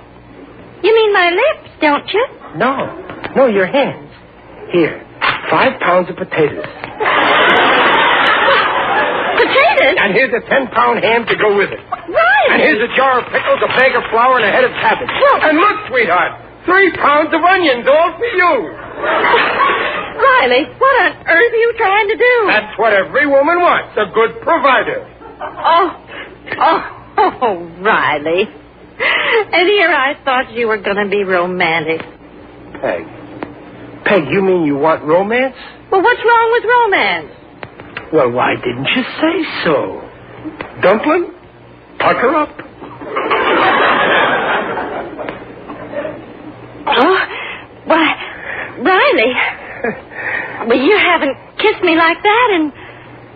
Well. You like it, huh? Well, I'll let you in on a little secret. While I was kissing you, I didn't think of myself as Riley. I imagined I was Cary Grant. You did? Yeah. And while I was imagining I was Cary Grant, I imagined you were Lana Turner. Oh, you did? Peg, wait, put down that cabbage. Peg, don't throw that cabbage.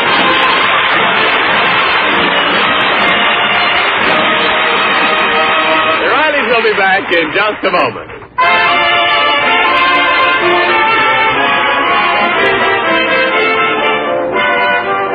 Well, Dumpler, now that I know what you really want, I'm going to be a changed man. From now on, I ain't going to be Riley the Riveter. I'm Riley the Romeo. Well, don't overdo it. Well, what do you mean? I feel 20 years younger. And you know what? This summer, you and me are going to take a little trip. It'll be a second honeymoon, just like our first honeymoon. Only this time, we'll take the kids along.